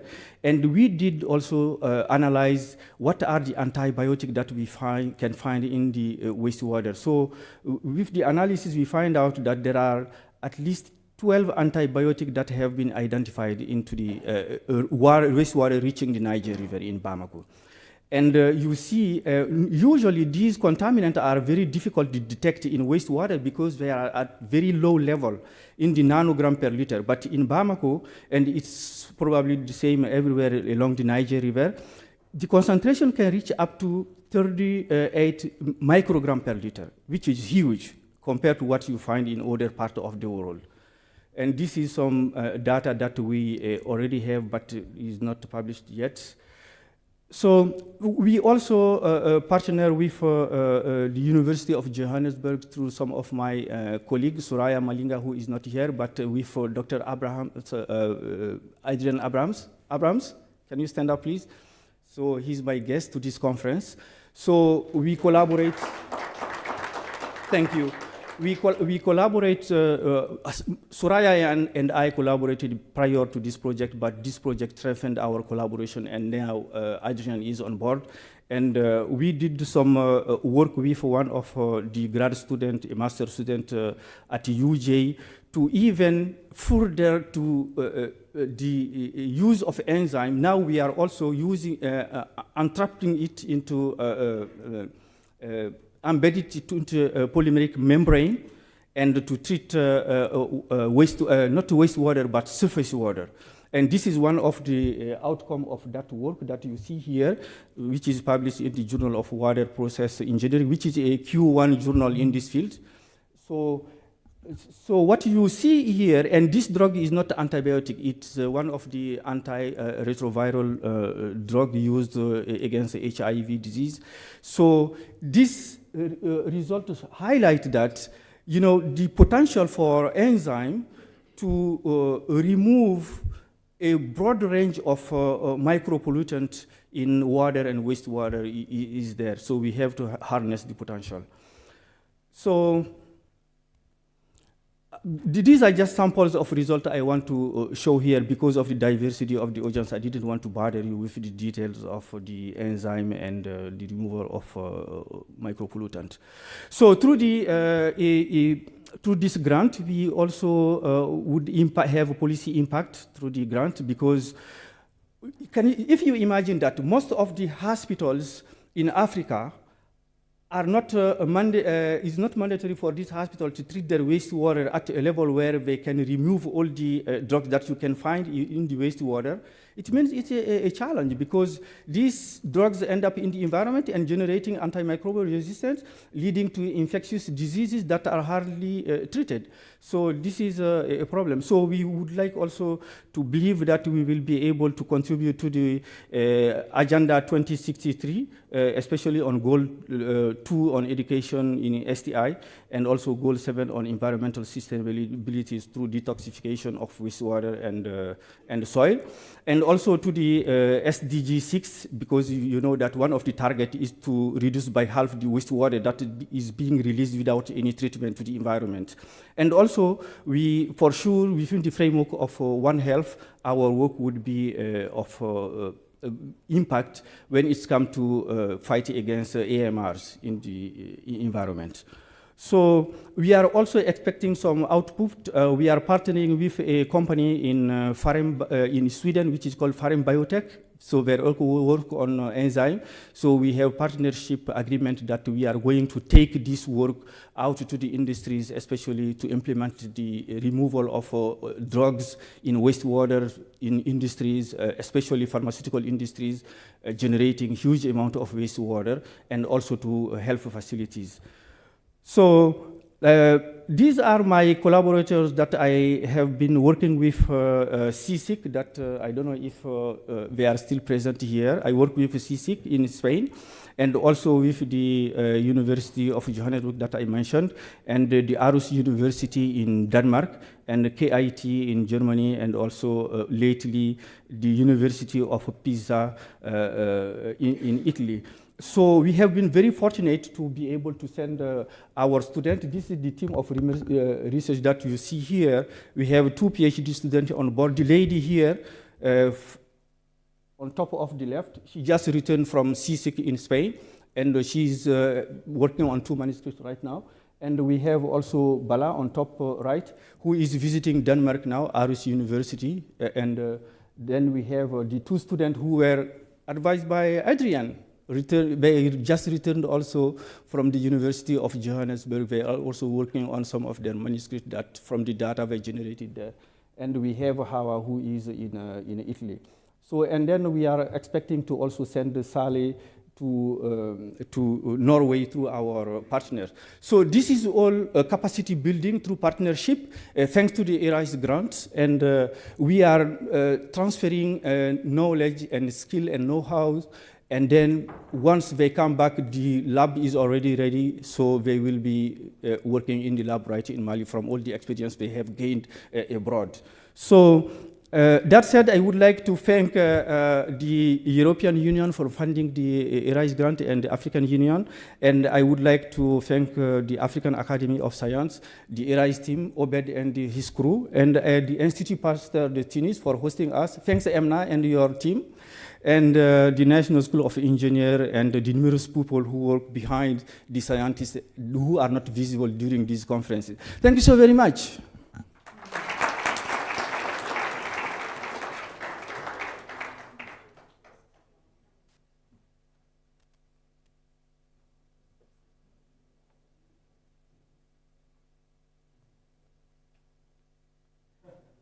Thank you, Dr. Sidi, for your presentation.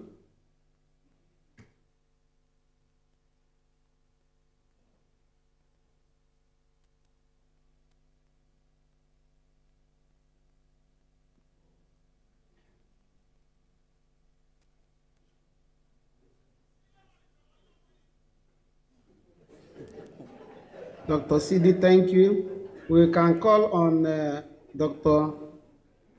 Manvuso. Dr. Manvuso, to make your presentation. Thank you, Chair. It's a good evening to everybody. Well, my name is Kenimpilo Sheikh Mavus. I'm from the Kingdom of Eswatini, which was formerly known as the Kingdom of Swaziland. But the king changed the name. Dr. Manvuso? Yes. Dr. Manvuso, make your presentation. So, sincere thanks to the AS, African Union Commission, the EU Commission. So, my ARISE project is titled Harnessing Plant Biotechnology Techniques for the Upliftment of Smallholder Agripreneurs in Eswatini. So, I'm a lecturer in the Department of Horticulture, and I'm as well as the head of the department. So, without wasting time, as the chair said, I should start presenting. So, our ARISE project comprises of about 4 students. We have got 2 PhDs and 2 masters. So, my duty as the PI of the project is to try and share the skill of plant tissue culture to these students. But for the PhD students, we go further. We teach them the skill for the plant tissue culture. Then we go further because we have to stretch them. They have to take the skill from the lab into the field to see the performance of what they've done in the lab. Yet for the masters, we're a bit not harsh because for them, they have to give us up until acclimatization. So these are the students. The top team, they are doing the sweet potato. Then the bottom team, they are involved in the high-value vegetable crops, which is the robot peppers. They are doing the red, green, and yellow pepper because they are rich in beta-carotene, as well as the orange-fleshed sweet potato, which is rich in beta-carotene. So what you are doing after the plant tissue culture, we want to take this technology to the farmers. So it's the duty of the PhD students to make sure they identify a farmer whom they can work with after doing all the lab work so that we can be able to really check this innovation has really reached the farmers. Because we feel it doesn't help us to have an innovation in the lab which cannot be given to the farmers. So it's our duty to promote this thing into the farmers. So without wasting time, I would like to really thank the AS because when I was recruited by the University of Eswatini, as you can see the top picture, it's like the place was neglected. So with the funding from AS, we're able to start, as you can see, there's the 2 tanks with the automated pump and the technological tunnel. So this is the tunnel which we use for all the plants from the lab. We grow them in that tunnel so that you can really see how is the production. We call it a technological tunnel because it's not intensive. It doesn't use electricity. It just uses natural ventilation. You just open the flaps and the sides, then there is some circulation. Then if you go to the lab, you can see, I always say if AS was not there, I really wonder where I will be by this time because I was given just an empty space But with the funding from AS, we're able to transform our plant tissue culture lab. As you can see, we're using culture rooms made of timber, which is not good. So currently, we have got a state-of-the-art culture room, which is automated. It can light itself. Before, we used to wake up in the morning at 9 to go and put on the lights. Then we go back, we switch off the lights in the morning. So it was really tiresome. And you can see, we now already have an RO water system, because if you are doing plant tissue culture, you need to depend on really sterilized water. I know some of you, they might think those small tools, as you can see there's a pH meter. I want to tell you, if you don't have a pH meter in your lab, you cannot do any plant tissue culture, because you have to adjust the medium of all your plant tissue culture. So without this grant, I wouldn't be having this equipment, honestly, because our institutions, they are broke. So when it comes to the community outreach, because I was saying after the lab work, we need to go and see if the plants can really survive in the field. So this is one of the community outreach we are doing with one farmer, which was given to us by the Minister of Agriculture. So we are trying to see if our pepper seedlings can really survive under the field conditions. So from this picture, you can see we have got a team of adults. These are the people around the area. So the farmer was able to call them to come. Then you can see the AS placard there. So through this project, we have been really able to see that if things continue, we'll conquer. Then, despite all the good news about the Arise, we still have got some challenges. Because right now, as I talk here, there's a problem with the acclimatization. But I'm pretty sure with the presence of the Arise team, Roland, Bonnie, and Fred will be able to achieve on this one, because it's just a matter of funds transfer. But I don't know, maybe it's not an institution or what. It's not easy, because sometimes you find your bank account being fiddled with. Then you ask yourself, where and how and where the money went, you know. But through the assistance of the Arise team, I know we're going to stop this bad habit, because right now as I'm talking, I've got about 2 months without activity. Just because I cannot be able to transfer funds, I have to attach the current bank balance to AS so that they can approve. But if the balance is not there, just because somebody from the bursary or somewhere decided to switch the funds without notifying me, so it is stepping, but it's okay. That's management problems. Then the contamination. I think the problem is with the supply of the reagents. I've been waiting on a supply since last November from Merck. They are failing to supply me with one reagent which can help me to curb this contamination. But all said, I would like to really thank African Academy of Sciences, the African Union Commission, the EU, the Institute Pasha de Tunis, Dr. Emna, for giving us this opportunity to come and see her country. You know, it's really humbling to be in North Africa. It's my first time to be in North Africa. I've been to Asia a lot, but North Africa is my first time. So, sincere thanks, Arise, for paying the money and the tickets for me to come here. Thank you.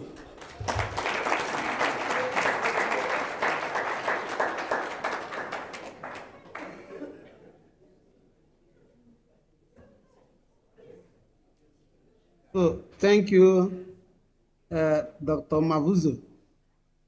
Thank you for your presentation. I will ask the Master of Ceremony to help me to coordinate the questions. At least maximum of one question per each of the presenter. So, Master of Ceremony, if you are there, you can help me to coordinate the questions. Hello, so the Master of Ceremony is not there. Doctor, yes. One question per presenter? Dr. Abed. Yes. So if there is... Yes. Thank you very much for the opportunity. Thank you very much for the opportunity. And thank you for the innovative chairing, Mr. Chair. That was very good. Mine is a comment.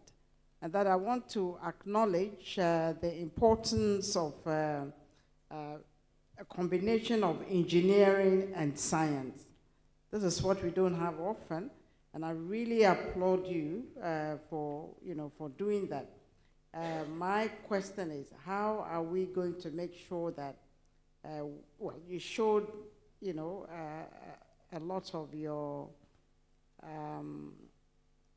collaborators with your students and all. How do we make sure that they come back?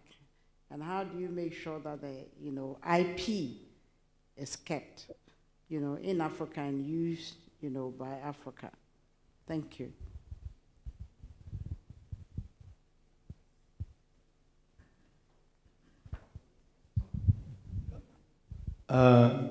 Do you answer or we collect all the questions? What do you prefer? We collect the questions. Okay. Okay, who want to? Yeah. Thank you, MC. I would like also to commend the presenters. I have two questions to two presenters. The first question goes to Dr. Diol, who presented on moderate and acute malnutrition in Niger. Looking at the question of malnutrition, you find that it has quite a constellation of parameters, and Dr. Diol, you have selected some of the parameters, and you are not addressing the poor water, sanitation, and hygiene, which is a formidable confounder on malnutrition due to diarrhea and repeated episodes of diarrhea in children, and also due to environmental enteropathy, which affects villi and affects the absorption of nutrients. I'm wondering, in your intervention, how are you going to subtract such a confounder in the equation of malnutrition to ponder on progress? The second question goes to Dr. Aanyu, who presented on aquaculture. I was wondering that in the presentation, I could not hear about the profile of Lake Victoria, Kyoga, and Albert in terms of pH of water and mineral composition of water, and how she's going to replicate in the aquaculture systems she's proposing. Thank you.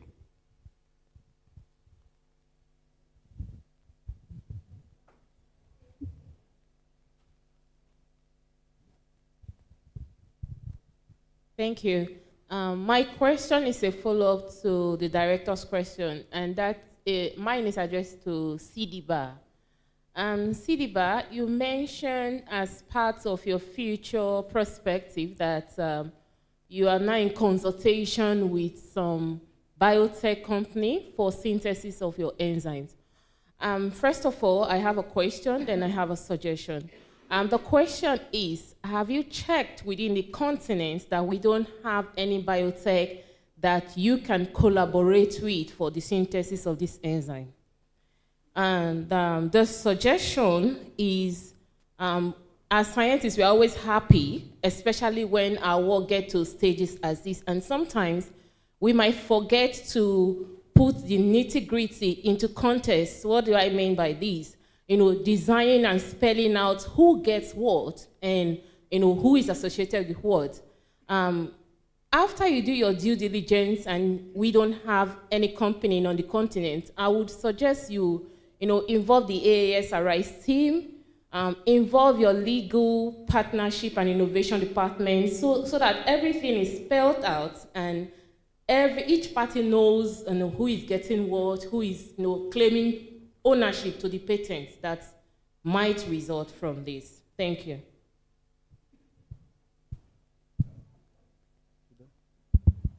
Thank you for the floor. My question goes to Dr. Margaret online. Hopefully she's still there. So it's actually very interesting to know that the temperature variation has an impact on tilapia growth, etc.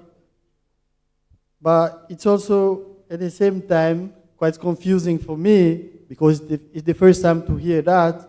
And the reason why it's confusing for me is that I'm wondering what happens in places where the temperatures increase and decrease, increasing as seriously like going beyond 40 degrees. But at the same place, temperatures can go even below zero. I'm, for example, talking about Texas, the central parts of the United States, where the temperature can go as high as 42 degrees during summertime, and that's like for 1 or 2 months. And the same place can experience low temperatures all the way down to minuses. So, but they still eat tilapia. How do we explain that? So, is the variation, generic variations due to temperature increase, somehow reversible, as tilapia would undergo generic variation because of temperature increase, and when the temperature goes back during the winter time, then it reverts back to the initial, or what's going on? Like, if you can explain, that would be grateful. The last thing is, because there is generic variation, I'm assuming there may be some biochemical variation as well. So is there any data from the literature or maybe from your own studies showing like to which extent the biochemistry of the fish is affected in terms of maybe protein production or nature? And is there any impact on the human health? Thank you. And now we go to the last question. Thank you very much. Two short questions goes to Dr. Sidiba. Thank you. You have found in your study that around 12 antimicrobial agents in the river, and you are using enzymes to clean those residues.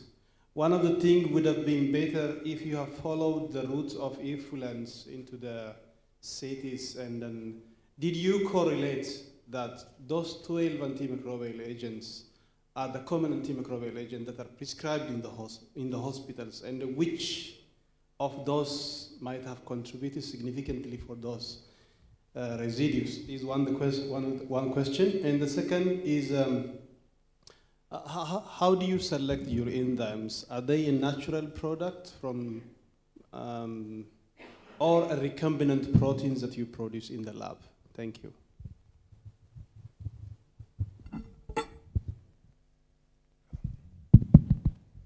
Okay, thank you very much, Professor, for that interesting question, and that will maybe help me to complement some of the part of my presentation that I've not been able to go through. To answer your question, let me just give some steps towards solving the issue you were talking about. Thanks again to ARISE. With the ARISE project, what we are trying to do, the study that I was just trying to explain, the result that came out of this study was that we came to know that those people from the three regions, the regions of low prevalence, moderate prevalence, and high prevalence of malnutrition, it's not that they all have different harvest levels. Some do have moderate harvest, some do have poor harvest, but still the prevalence of the malnutrition is not that high in their region. What we came to know about is that all of them in general, have co-food ingredients. But when it came to supplementary food, you will find them, some of them having different culinary habits that make the supplementary food to be richer in nutrient and in some of the prebiotics that we are thinking of. So with that ARISE project, what we are trying to do is that we are trying to a kind of transform traditional and cultural habits into scientific evidence that we are coming back to them to tell them, well, that's what you were doing, but this is the scientific evidence behind it that is helping you to prevent malnutrition and also to manage this malnutrition. We are kind of taking this with the help of those younger growing scientists. We are trying to make a scientification of this traditional habit. And what I wanted to add on upon that is that with this availability that I should thank again the ARISE funding for, I've been able to develop 2 satellite projects around this ARISE project that I've already submitted for grants. One is for producing therapeutic flowers and dehydrated soup, also for the prevention and a synergistic management of crises in sickle cell anemia, because those are patients that usually have a basic metabolic nutrient need above the normal. And a step ahead was the step that we, with other colleagues that are microbiologists, we came together to work on a project that we are still looking for funding for that, a project that through which we want to assess the water quality, not only in terms of the biology of the water, but in terms of both the chemical quality and the biological quality of the water. And doing that, we would like to see whether the biological quality of the water, the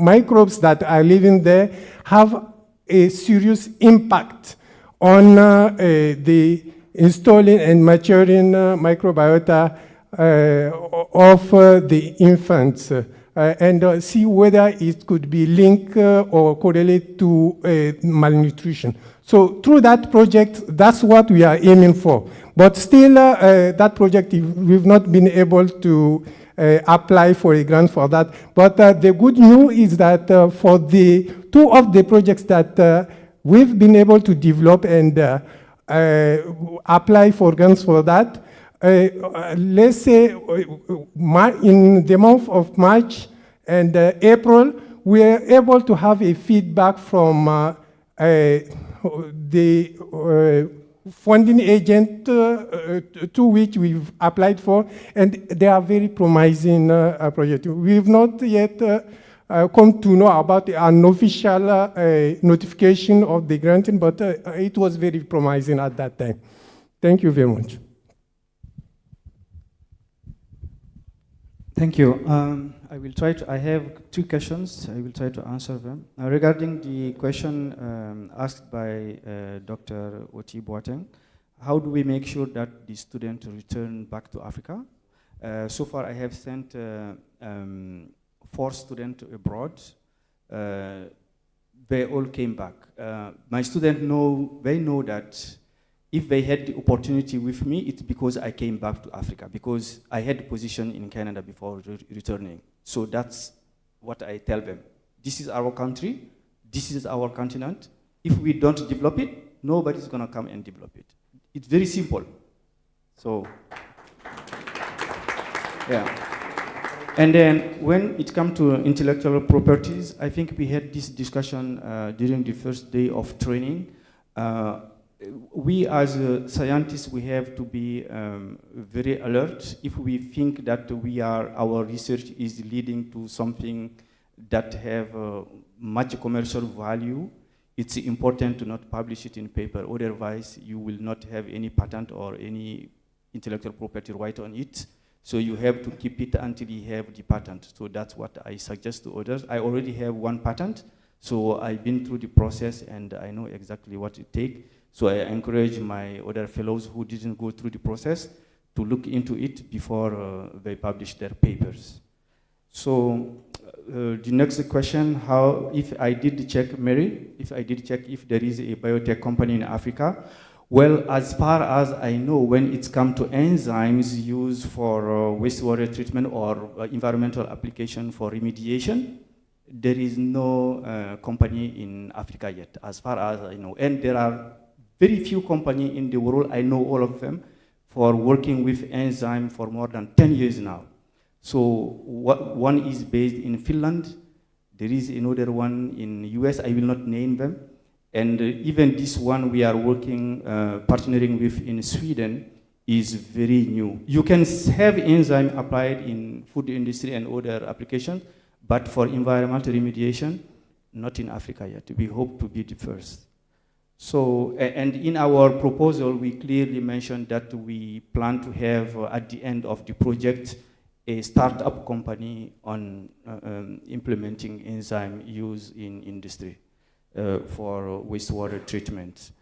So I take your comment, Mary, and certainly we work with our legal team in my school and even in my country, because when you generate knowledge through your institution, you are not free to do whatever you want. You have to go through the procedures that were and the policies in place. So, Getachew, your question, how do I correlate the residue to the resistance that appear in the environment? Yeah, I don't know if you look into the one of the slides I projected, we have the GIS mapping from all the 5 hospitals all the way to the Niger River in Bamako. We exactly know the flow path of the wastewater coming from the hospitals. And actually, we did the sampling every 100 meter, and we have samples. We characterize the wastewater, and also we analyze the antibiotic. As I said, the data is not published yet. And as you know, I'm not a molecular biologist, but my partner in Germany is where we ship our samples for the AMR analysis. So he told us he can clearly correlate which kind of antibiotic molecules that we find in our samples can be related to the microbial resistance genes that they find in the samples. So I think this data will come out at some point. And then how do we select the enzyme? I also projected that you can extract the enzyme from many species, plant, insect, bacteria, fungi, etc. So it's a green and renewable material, right? So in our case, thanks to Adrian, who is here, the student who visited his lab, we took mushrooms from local market in Johannesburg. So that's where we extracted the enzyme that they have worked on. So they know now how to do the extraction, purification, and characterization of the enzyme. So now that they return to Bamako, so this is the work we are going to continue in collaboration with our partner at UJ. Thank you.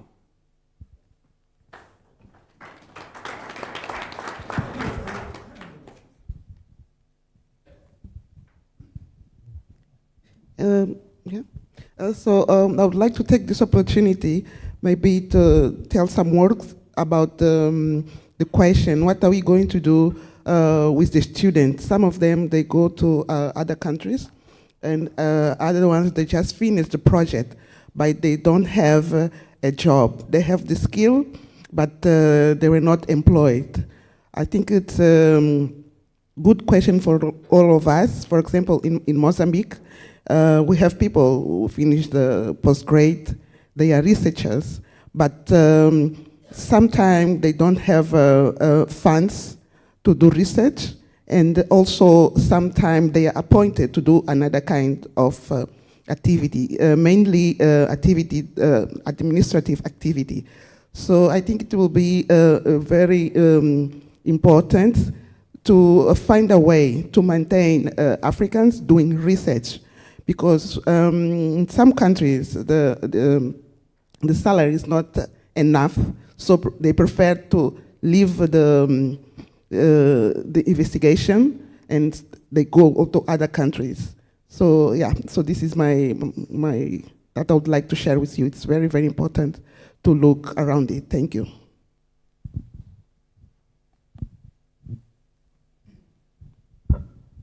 Margaret, are you there? Yes, I am. So maybe you can answer before we conclude. Okay, I had two questions. And the first one was the profile for the lakes was not mentioned in the presentation in terms of pH of the water and mineral composition. Yeah, I didn't mention it because it was not the key focus of the study, but this information on the water quality in our lakes in Uganda has actually been collected over time by my institution. It's monitored routinely, and this information is available. And part of this question was whether we are going to replicate the information that based on the water quality from the lake in our aquaculture system. Now, that one, I will answer it as yes and no, because it depends on the research question that is being answered in the study. And for our selective breeding program, what we are going to focus on is to use available literature on the optimal water quality ranges for good growth and health and reproduction of Nile tilapia. So every aquaculture study or engagement normally uses this as a basis when growing Nile tilapia. So we have ranges for pH, oxygen, ammonia, temperature, and other essential aspects that we keep within the non-optimal ranges for maximizing the growth of Nile tilapia. So that approach we'll use for the selective breeding study. But for the study where we are determining the effect of different water temperatures, say the rising water temperatures on the growth, survival, and physiology of Nile tilapia, in that study now, water quality becomes one of those key aspects that we monitor.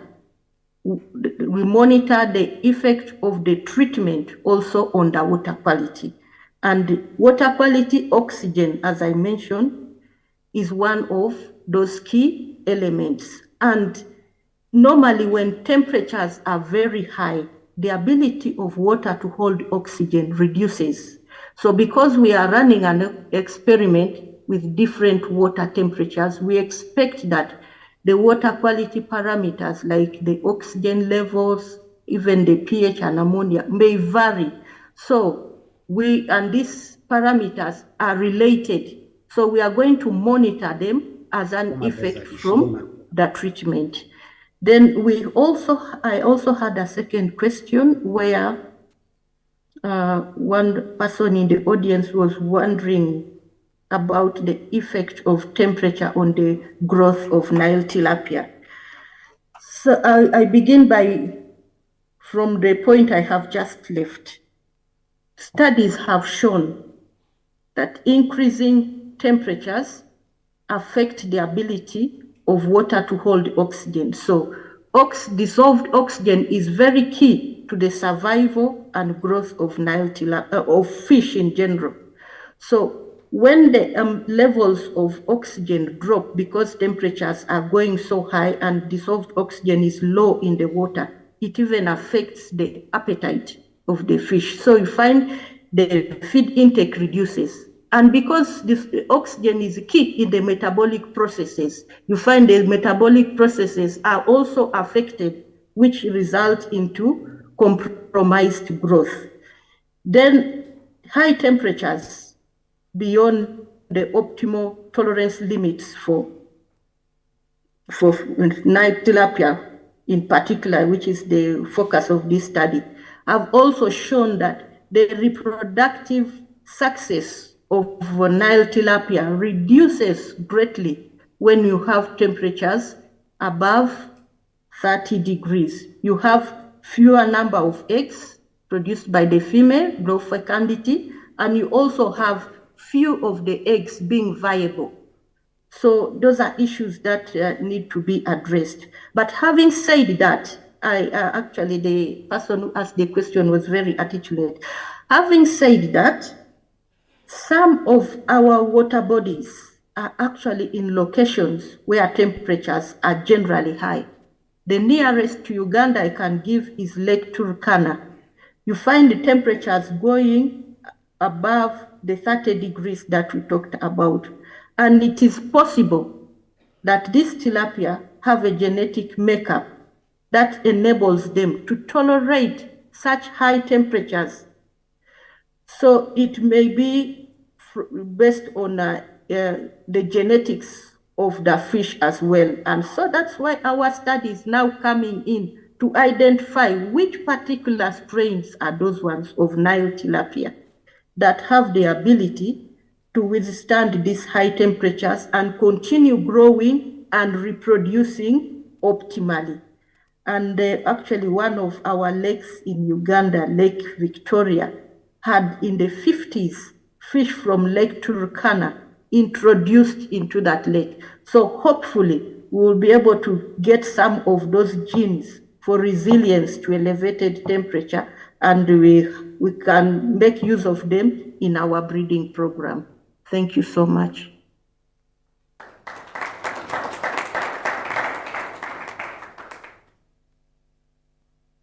Professor Nwani, you can conclude the session. Yes, thank you very much for your contributions. They have been very wonderful. We thank all of you, all the presenters. Dr. Obed, we thank you. And I call on the Master of Ceremony to come and probably end this session for us. Master of Ceremony, if you are around, come and end the session for us. Thank you very much, Prof. I think the Master of Ceremony has stepped out. I will do that on his behalf. Oh, okay. You're here. Oh, I couldn't see you in your usual spot. All right, do you want to do it, or shall I say thank you, everyone? I know that today has been a very long day. I know we are all tired, but I'm going to make one request of you. It's not for today, it's for tomorrow.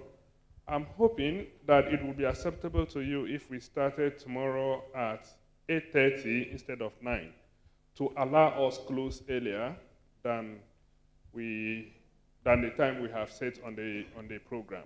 If it's possible, we start at 8:30 and see if we close maybe 2 hours before we have scheduled on the program. Is that something that is acceptable to us by democracy?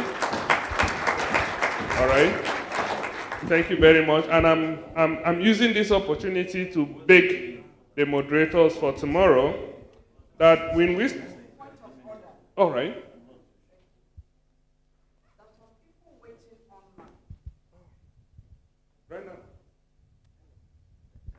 Point of order. There are many participants waiting online and will link online. Some in a time zone. So please, and especially the last day, I think what we should do is keep to time. Okay. Yeah, but don't change it and have it. We are dealing with democracy here. So we keep the same time tomorrow, but our moderators must do better. All right, thank you very much. Round of applause for the presenters. And the moderator who is online.